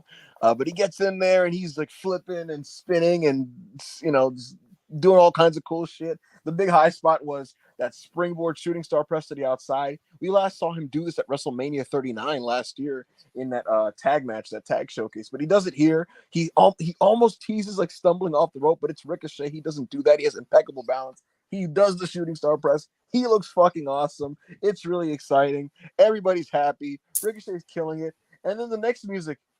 I was like, Christian Cage? What the fuck? Christian Cage comes out. He's in the Casino Gauntlet match. You're like, what? He comes out, but then Luchasaurus comes out and he has the Jurassic Express music. And he's called Luchasaurus, bro. He's not Kill Switch. So you're like, is he gonna turn on Christian? No, psych, he's not turning on Christian. Swerve, bitch, Christian wins. He helps Christian, and Christian gets the pinfall on Nigel McGuinness. So much to unpack, but all I gotta say broadly about this is that it was awesome. It was so fun to watch in the moment. It was so fun to watch live. Just a joy. What a roster flex this match was. This recreated the best parts of the feelings that you have when you watch the Royal Rumble. It was really exciting. The two big surprises were great. Nigel was the other surprise I was teasing last week when I said that there was a non-Ricochet surprise in this match. It was Nigel McGuinness, who came out and he looked really good. He did a Tower of London, by the way, which is awesome. But this was great. This is what the show needed. It was really just it packed a punch. And yeah, man, I loved this. And it's not much more to add other than I loved it. What did you think, Monty? I loved it as well, brother. I loved it as well. I think most people love this match. Just kind of the way it was laid out, the talent involved. You already said roster flex, all these things. And yeah, it was just all hits throughout. You know, Orange and Okada at the start, the little hug that they did, and you know, Okada got blank face, and then he turns on Orange. Nigel coming out, that was very, very special moment, and just seeing him in there mixing it up with some great wrestlers. He stared on with Zack Sabre Jr. and just them two going at it. Like it warms my heart. You know, I'm feeling how Anna's feeling right now. You know, when Roddy's music hit, I was watching it with my girlfriend, and I was like, "Oh, some people are gonna get chopped." And he sprints down the ramp, bro, and he just basically does like a running chop to Zack Sabre Jr. immediately. And yeah, just the pops people were getting Briscoe, Hangman, Jarrett, Ricochet, of course, the big one.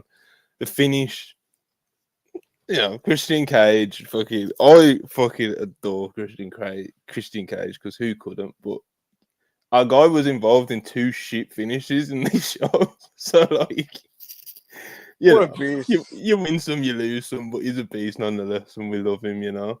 And obviously, as I just said, not a big fan of kind of like the whole Luchasaurus, will he, won't he turn? No, he's not turning. Actually, Christian Cage is going to win again, lol.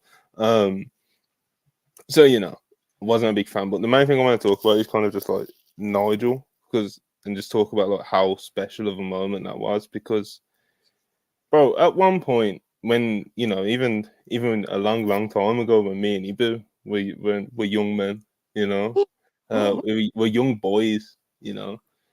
There was once upon a time where like Nigel and Bryan Danielson were kind of often like compared, and a lot of people would tell you that Nigel was the better wrestler, bro.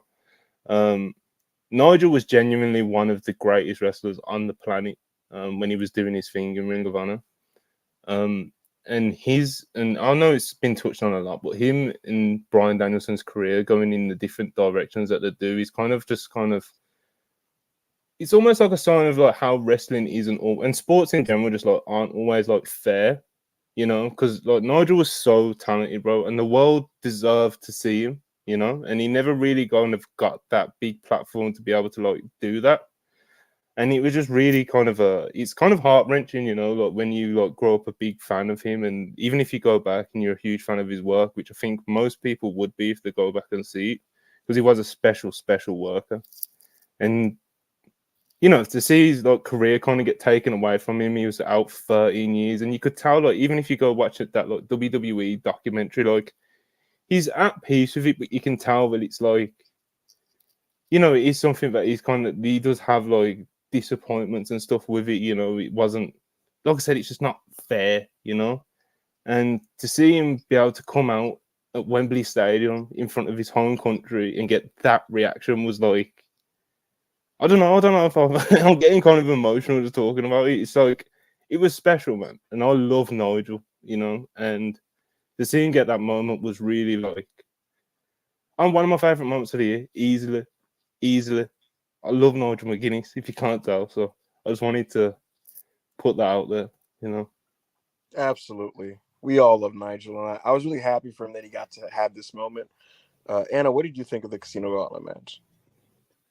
This match was like a religious experience. Like, I swear, every time that the countdown hit and like a new person went into the match was just, honestly, the feelings that I felt during that match, I never felt in my life before.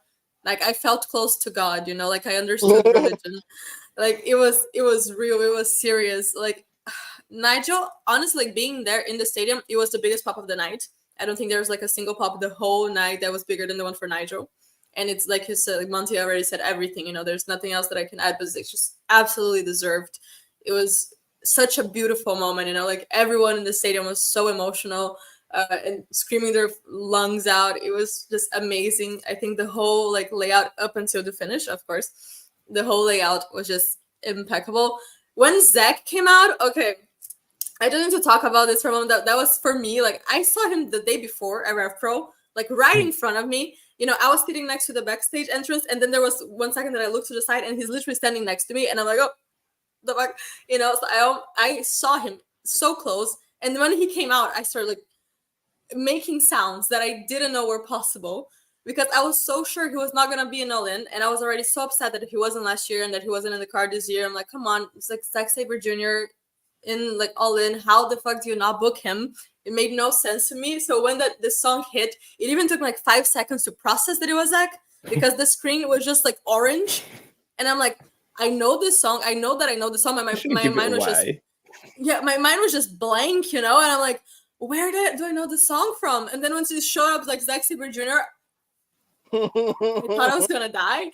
Like, it was incredible. The whole I feel like the thing that made this match even greater for me is that no matter which combination of people you had in the ring, it was like a fucking dream match. You know, like in the ring, there was a moment in the ring that it was Zach, Kyle, and Roddy. Oh my god. Like, the things that I would do for that match, for the triple threat, it was just phenomenal. No matter which combination you had, it was just so great. Like you said, it was just a roster flex. It was like, look what we can do, you know? And yeah, it was incredible. And the finish really like sucked out the whole energy, the whole life of the stadium. The second that it happened, everyone just went quiet, and they immediately started playing the promo for Ospreay, and like Christian didn't even leave the ring, and they started playing the promo for Ospreay and MJF because everyone was immediately like dead, you know. And I think that was maybe a pacing problem, because I don't know how it came across at when you guys were watching at home, but after Christian came out, everyone thought that the next entrance was going to be Copeland. Okay. Oh, really? I didn't cross my mind. Everyone thought that, like, because everyone's like, okay, there's like more people to come out. Christian just came out because after who was before Christian? Let me check. I think it was Jared. Let me double check. Yeah, I don't like.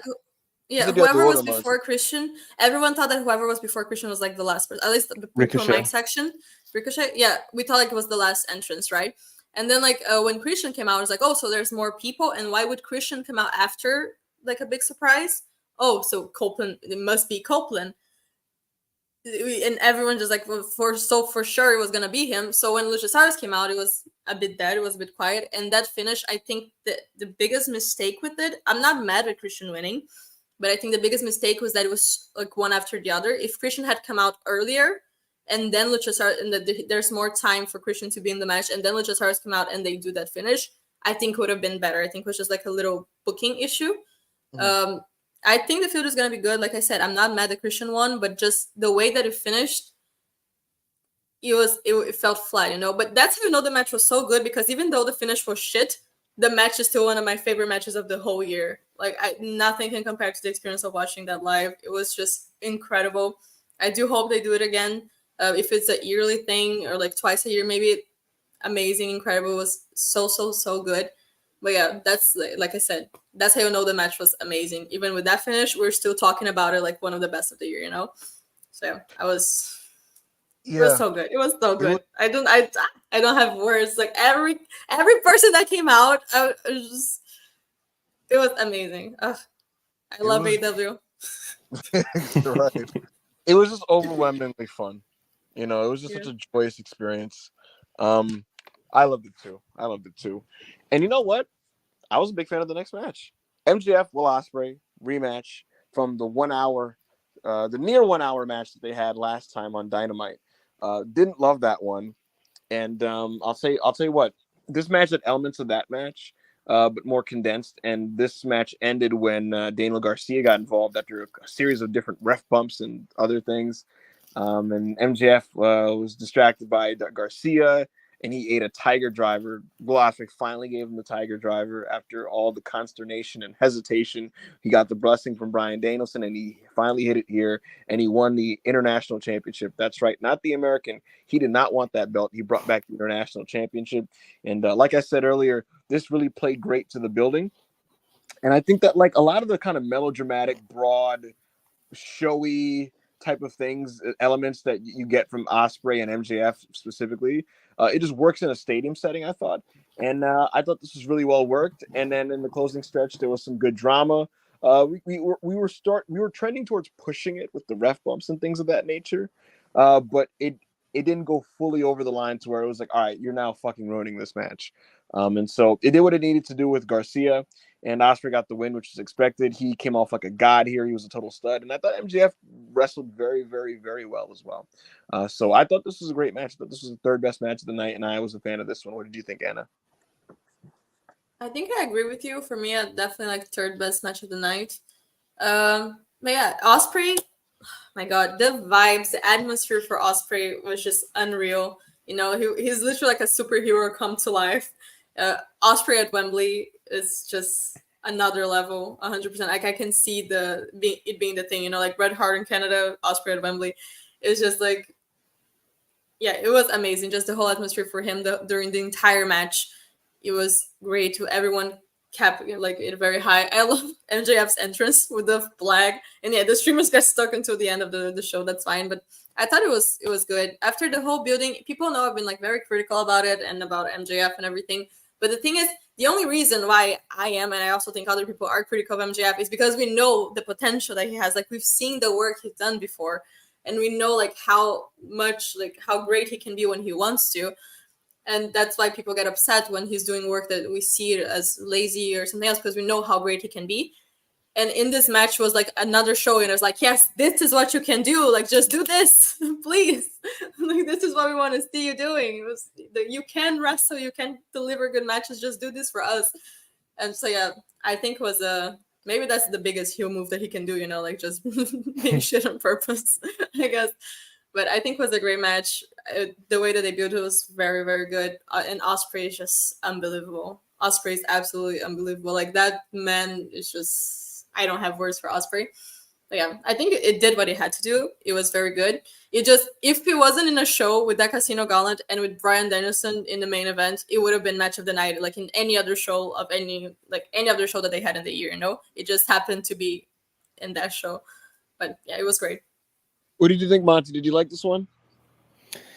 Yeah, I liked it. I think you've kind of you kind of sum it up when you say like the wrestle to like they have like the big stadium match. You know, you got the big USA heel. Ospreay was absolutely adored. I loved the crowd during this. Really added to the match, and yeah, they didn't go. I didn't think they went too far. Obviously, the 60-minute match was kind of like a nightmare for some people going into this one. So, I liked it, man. I liked it. Obviously, the right decision. Ospreay going over, biggest lock of the night, I thought, and yeah, it came off great when he won. The Tiger Driver was nasty as fuck.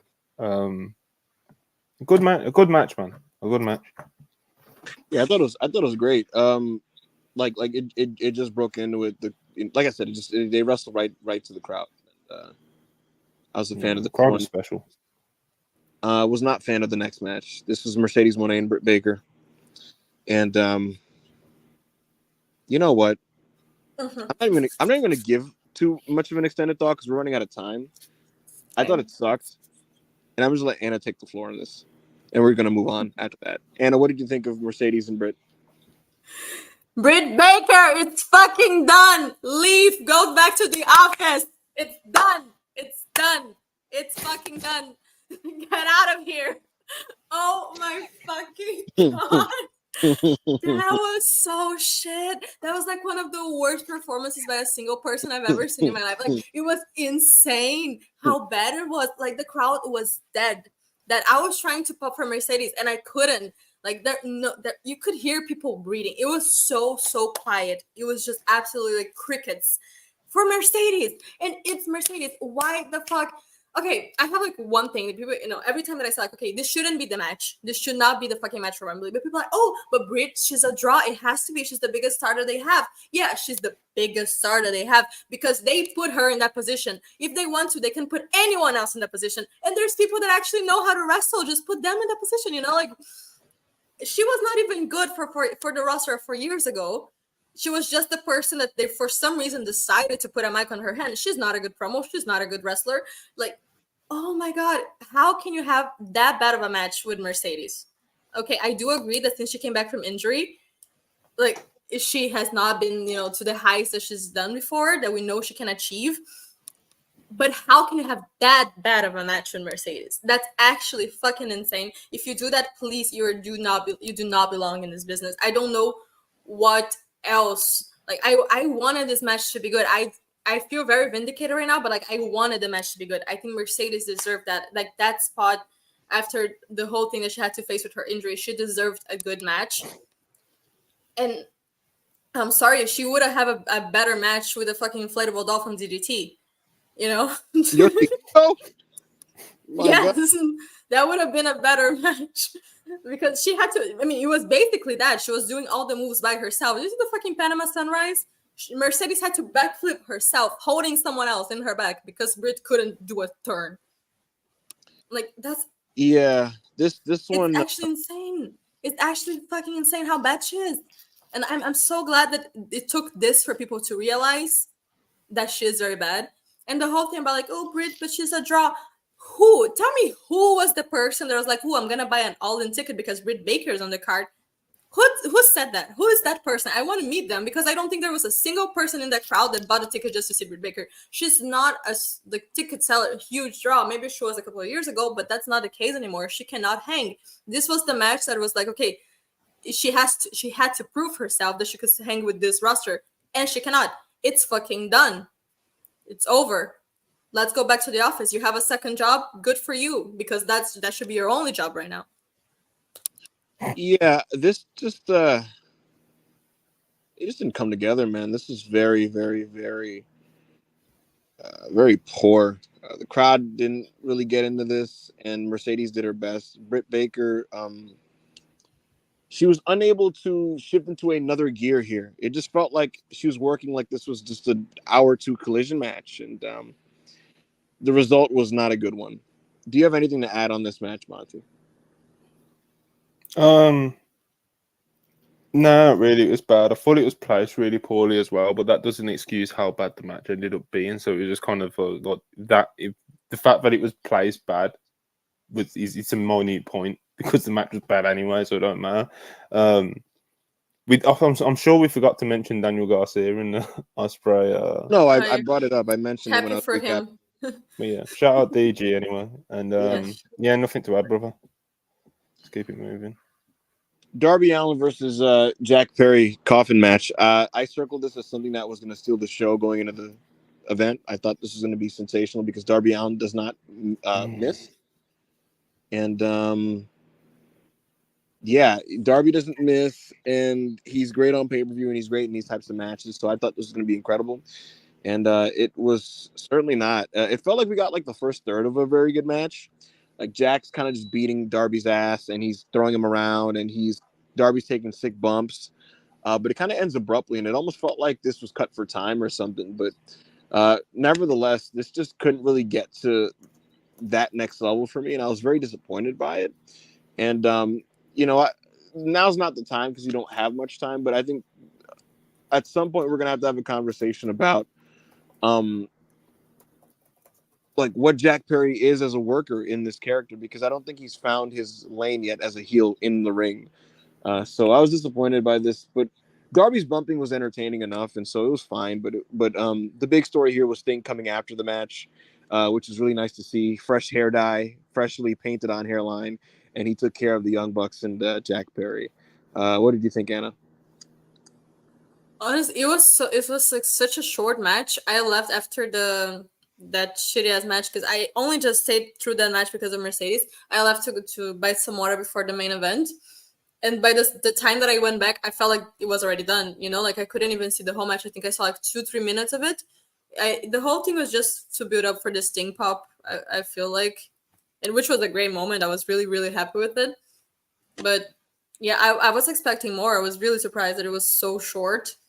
Maybe they had to cut it because of time or something. Maybe some other match went a bit longer. I don't know, but it felt weird. It felt like it could be much more, and it could be amazing because they had amazing matches against each other in the past. They do have like great chemistry, and I actually do like Jack Perry in this gimmick as the champion. I'm glad that he retained as well. But yeah, it just felt weird because it felt like it should have been more than it was. So. Yeah.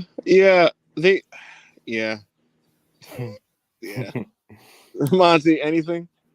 Yeah, I didn't like this match much at all, really, because it was very clear that he got cut short, and it was kind of blunt the way that it ended as well. Obviously the afters with Sting and stuff was a great pop, and who doesn't love seeing Sting, But Darby's awesome and stuff. Obviously the match was meant to be a lot more fleshed out, and of course probably about 10 minutes longer, But bro, Jack Perry is a heel. He's in ring work. He's just not doing it for me. He never has. I don't think he ever will. I just don't. I get why he's a heel. Like why you do this kind of like character art for him, the scapegoat, and obviously he's linked up with the Elite now, and like he's a heel. That's just the way he is, and I get that. But it's just as an in-ring worker, bro. Like I think he's so many levels worse than what he was when he was Jungle Boy as a babyface now.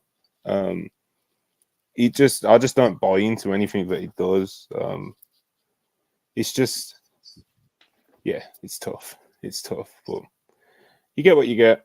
Obviously, they were kind of handcuffed because the match got cut short. So I didn't think the match was like terrible. It just wasn't. I just didn't really enjoy too much of it. And I think Jack Perry's performances as a heel these days are becoming more and more problematic as it becomes more evident that it's not going to like take off or anything like that, So, yeah. In the main event of All In, Bryan Danielson and Swerve Strickland captivated people for 30 minutes. And Bryan was bloodied and kicked and chopped and slapped and thrown around and took some sick bumps. And he sold his ass off in an emotional and dramatic clash. He reached out his hand to his wife and his children, Birdie, watching ringside. Swerve was a supervillain here. And he did some cheating also. He gave Danielson a Death Valley driver onto the championship belt. And this was emotional.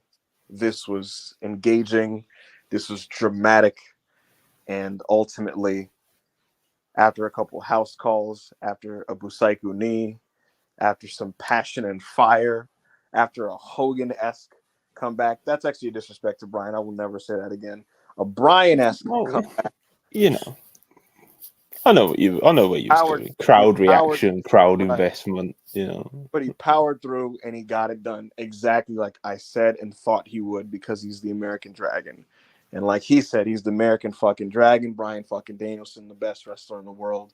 The best wrestler in the world finally wins the AEW championship on his 5th try at this point. He's tried a couple times and failed, but he did it here on the big stage. His career does not end yet. Sorry, kids, you're going to have to be without dad for a couple more months. Brian is the AEW champion, and I thought this match was incredible. That's all I have to say. Monty, what do you have to add to this match? It was beautiful, you know. Brian's approach to the match and like incorporating his family, kind of getting those spots in where it's like he's incorporating like what this means to him and his family, and kind of like the looks of, like, even at the start, bro, where like they come face to face and Swerve just glances over at his family and Brian switches, you know. Obviously up until like the big power up thing when he's like screaming "I love you" to his family as well, fucking kicking him and shit, and he hits him with the slap. Like there's those like really big, almost like emotional moments, you know. And obviously Swerve, I really enjoyed some of Swerve's heel work. Yeah, man, Swerve really has risen to the occasion as AEW World Champion. Very fitting end to his reign. I think he can be very, very proud of the progress he's made as champion and the reign that he's had. Brian is probably the greatest in-ring wrestler of all time. He's so captivating, bro. You know, like he's a sort of wrestler that my favorite kind of wrestler as well is like when you're watching their big matches and it's like next thing you know, you blink and 15 minutes have gone by, you know. Because you get lost in Bryan Danielson matches, whether it's the selling, whether it's him bleeding all over the place, whether it's the way he strings his offense together, the way he builds his comebacks, whatever it may be. He's just so captivating, you know, and that's kind of like the most important trait a wrestler could have, you know. He's just phenomenal. He's just cut from a different cloth. All those sort of cliches you want to say about him, you can say about him. Yeah, this was wonderful. This was wonderful. Great ending to a very good show, I thought. Did you love this, Anna? I don't even have words for Bryan Danielson. You know, like, I feel like I know wrestling is very subjective and everyone has their own favorites for different reasons. And there's a lot of arguments to be made of like who's the best wrestler of all time. But I think if there was any doubt that Bryan Danielson is at least and that's like at the very least top 3, you know, like for me, he's number 1, just absolutely number 1. But if there was any doubt for anyone that he deserved to be talked about as the greatest of all time that has ever lived, I don't think there's any doubts anymore, you know? And I don't understand how at this point there would be, but like after that match, after that performance, there's no denying. He is, for me personally, the best professional wrestler that has ever lived. And I just think we're so incredibly lucky to be able to see him wrestle in real time and be able to follow his career. I could not believe he was in front of me. I spent the whole match just trying not to cry. I was like just blinking through tears to try to watch it. And like Monty said, there was one moment I was so sure I had watched 5 minutes, maybe 10 tops of the match. I looked down on my phone. It was like 9:56. I was like, how did this happen? I was like almost at the end, and I literally, it felt like it didn't pass the time. It was just like the time passed like so fast. It was crazy, you know. Brian is just absolutely unbelievable, and yeah, I cannot even like, I don't think we can even begin to comprehend like when his career is done, and when we look back, I don't think there will be any doubts or any conversation at all. Like he's just the greatest of all time. But I do also have to give Swerve his flowers. I think he was like a phenomenal champion. Even though he had a very short reign compared to some of the others, I think he was one of the best AEW champions. He's up there with Kenny for me. Like his title reign for me is like up there with Kenny. It was like 3-4 months or something. Yeah, Joe had it for 3 months.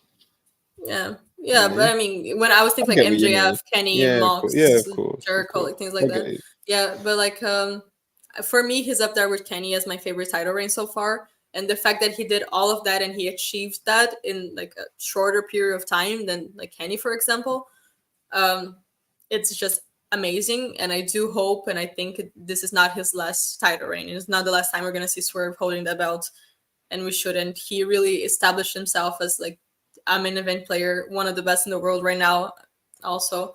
And yeah, Swerve is fucking phenomenal. I could every time that I think about Swerve, I just still think like they wanted to to like strap that man fucking top dollar. How? How did you not see the greatness that this man is? You know, I'm just so happy to see him in this spot. He absolutely deserves it. And this match, just no words. Just absolutely no words. And Swerve has become a superstar. You know, like what he's turned into now. Like the fact that he was not out of place at all in the main event of this show. I mean, it's just a testament to what he's become. So, I mean, there's so many. You run out of superlatives to give Bryan Danielson and Swerve Strickland. So props to both of them. And this match is incredible and one of the best matches of the year. And because of this match and just the vibes of the show and the atmosphere and the energy and the Gauntlet and the MJF match and the Tony match, I mean, how can you not say that All In was an awesome show? I thought this was an awesome show and a massive success and a better show than last year's All In, which I liked, but this was definitely better. I think most people can agree. And so with that, I think we should just take this one home, Monty, with some super chats. Yeah, let's do it. Okay. Joey Coco Diaz, 199. What do the books do? Now Motor City Machine Guns, ? Subculture, ? Motor City Machine Guns. No and no. Grizzly on Veterans, I guess. Or no. I would put them like Private Party or Top Flight, one of the young tag teams, honestly. No to all of the above. Are you saying no, you wouldn't want to see it, or no, it's not happening? It's not going to happen. None of those. Why is my PS4? None of those are the next destination for the Young Bucks. If it's the Acclaimed again, I'm killing myself. I'm sorry, I cannot deal with this anymore. So dramatic, huh? I'm sorry. I cannot. I cannot.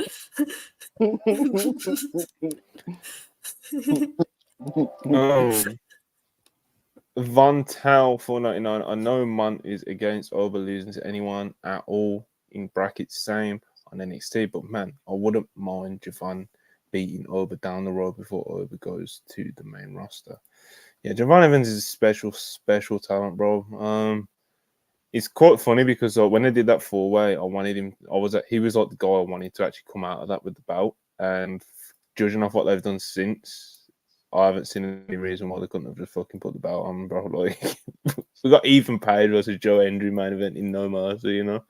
So yeah, big fan of Javon Evans as well. Iggy $2. Can we talk about the Mina pop? Yes, she's so over. That makes me so happy. Like, first of all, like her winning the Ref Pro title, I did not expect that. No one that was there expected her to win the belt. So just like, yeah, I think Mina she's very much halfway out the door with Stardom.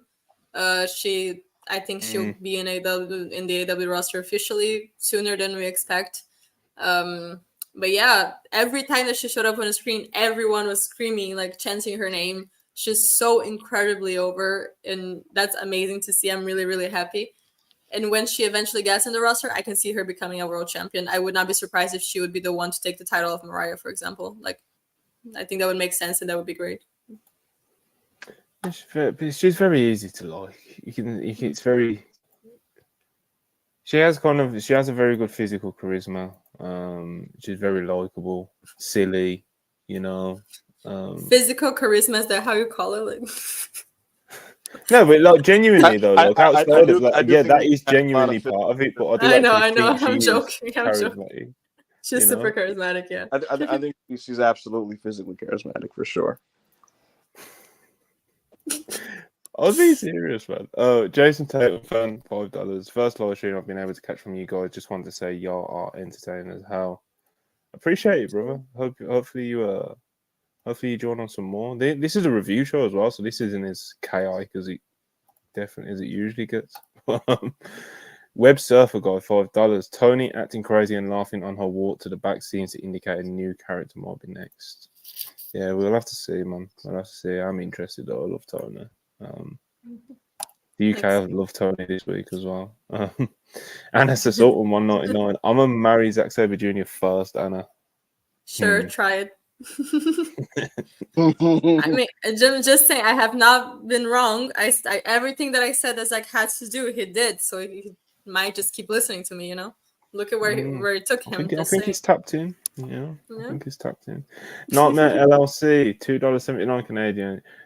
Jeff Jarrett Pop, Christian Wolf, Okato. Hashtag TNA for life. Stings as well, bro. Not a good person. Okato is. Average Limp Biscuit Enjoy, £4.99. Appreciate you as always. I don't know what upset me more last night, Britt Baker's performance or paying £14.50 for a rum and coke in Wembley. I hate London. Hashtag Yorkshire supremacy.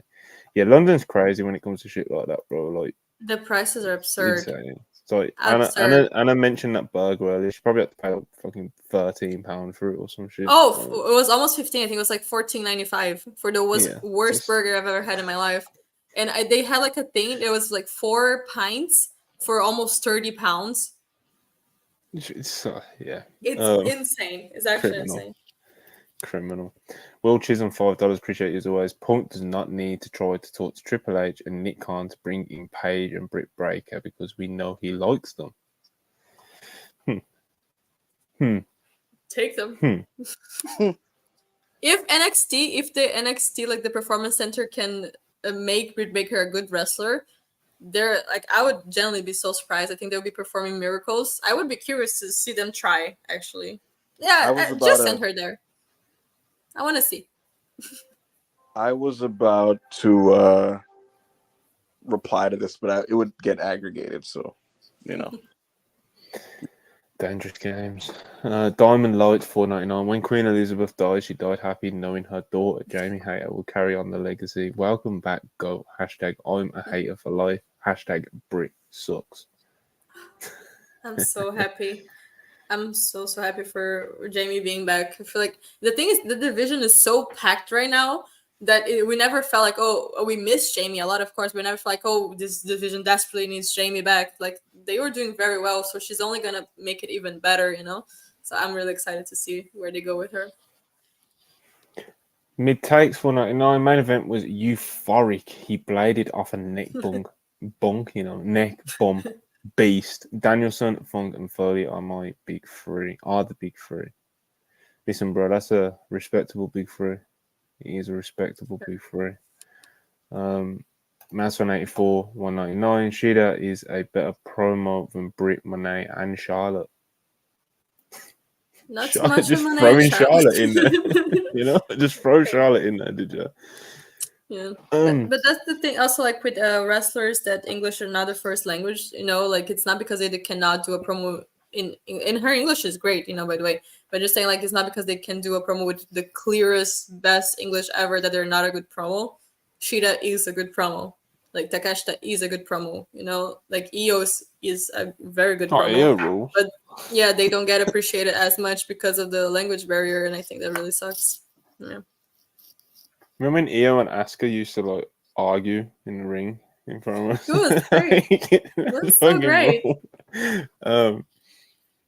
But yeah, like as far as Shida goes, like, it actually pops me how like over the years her English has got better.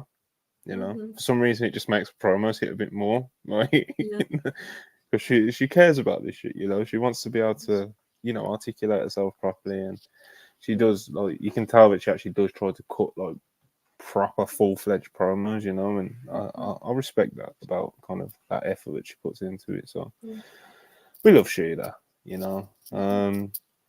I don't think she's quite at like the peaks that she was when she was a women's champion, but I think she's a nice part of the AEW division, you know. Yeah, AEW All In was good, wasn't it? Yeah, I loved it. Great show. Show of the year for me. It was awesome. I mean, I was there, so I'm very biased, but yeah. Yeah, it was a great show, man.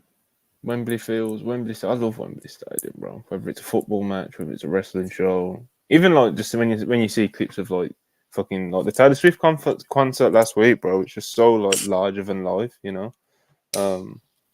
Yeah, I love Wembley Stadium. They're coming back in 2026. Interesting choice, I think. They did 50k this time around. 2026, third time running Wembley Stadium in 4 years. That's be very interesting to see how they do on that one. So, yeah, man. Ibu, you're the host. Well, I am the host, and We got 2 super chats in the middle of me just waffling. Sorry. Cadalier, the performance and whatnot. Dragon made me cry, not ashamed to admit it. HZ Alpha 99. What's up on Takeshita, by the way? Was there any talk of using him on or anything for him in the aftermath after his Solid G1 run? They haven't come up with a concrete follow-up creative for him yet, but I'd anticipate you're going to see him and Ricochet wrestle very soon. Oy, oy. Oy, I was expecting him to come out in the Casino Gauntlet as well. I was surprised that they didn't use him for that, but we'll see. Yeah, speaking of Caden, actually, he did a great feature on Bryan Danielson. I believe it was Saturday of All In, and I guess it's still relevant now. So if you haven't seen that, go on the WrestlePurists website and check that out, sir. All right, Ibu, take us home, brother. Plugs and whatnot. Well, folks, that was the WrestlePurist All-In review, and I hope you guys enjoyed it. Thank you, Anna, for joining us, being a total trooper. Tomorrow, we will see you guys with the WrestlePurist Raw review, where we will be talking about tonight's episode of Monday Night Raw, which is currently going right now, and Dragon Lee and Rey Mysterio have just made their returns to TV, which is really nice. So hopefully tonight's show is good. We'll get into it tomorrow on the Raw review. And with that said, for Anna, for Monty, I'm Ibu WrestlePurist, and we'll catch you guys next time.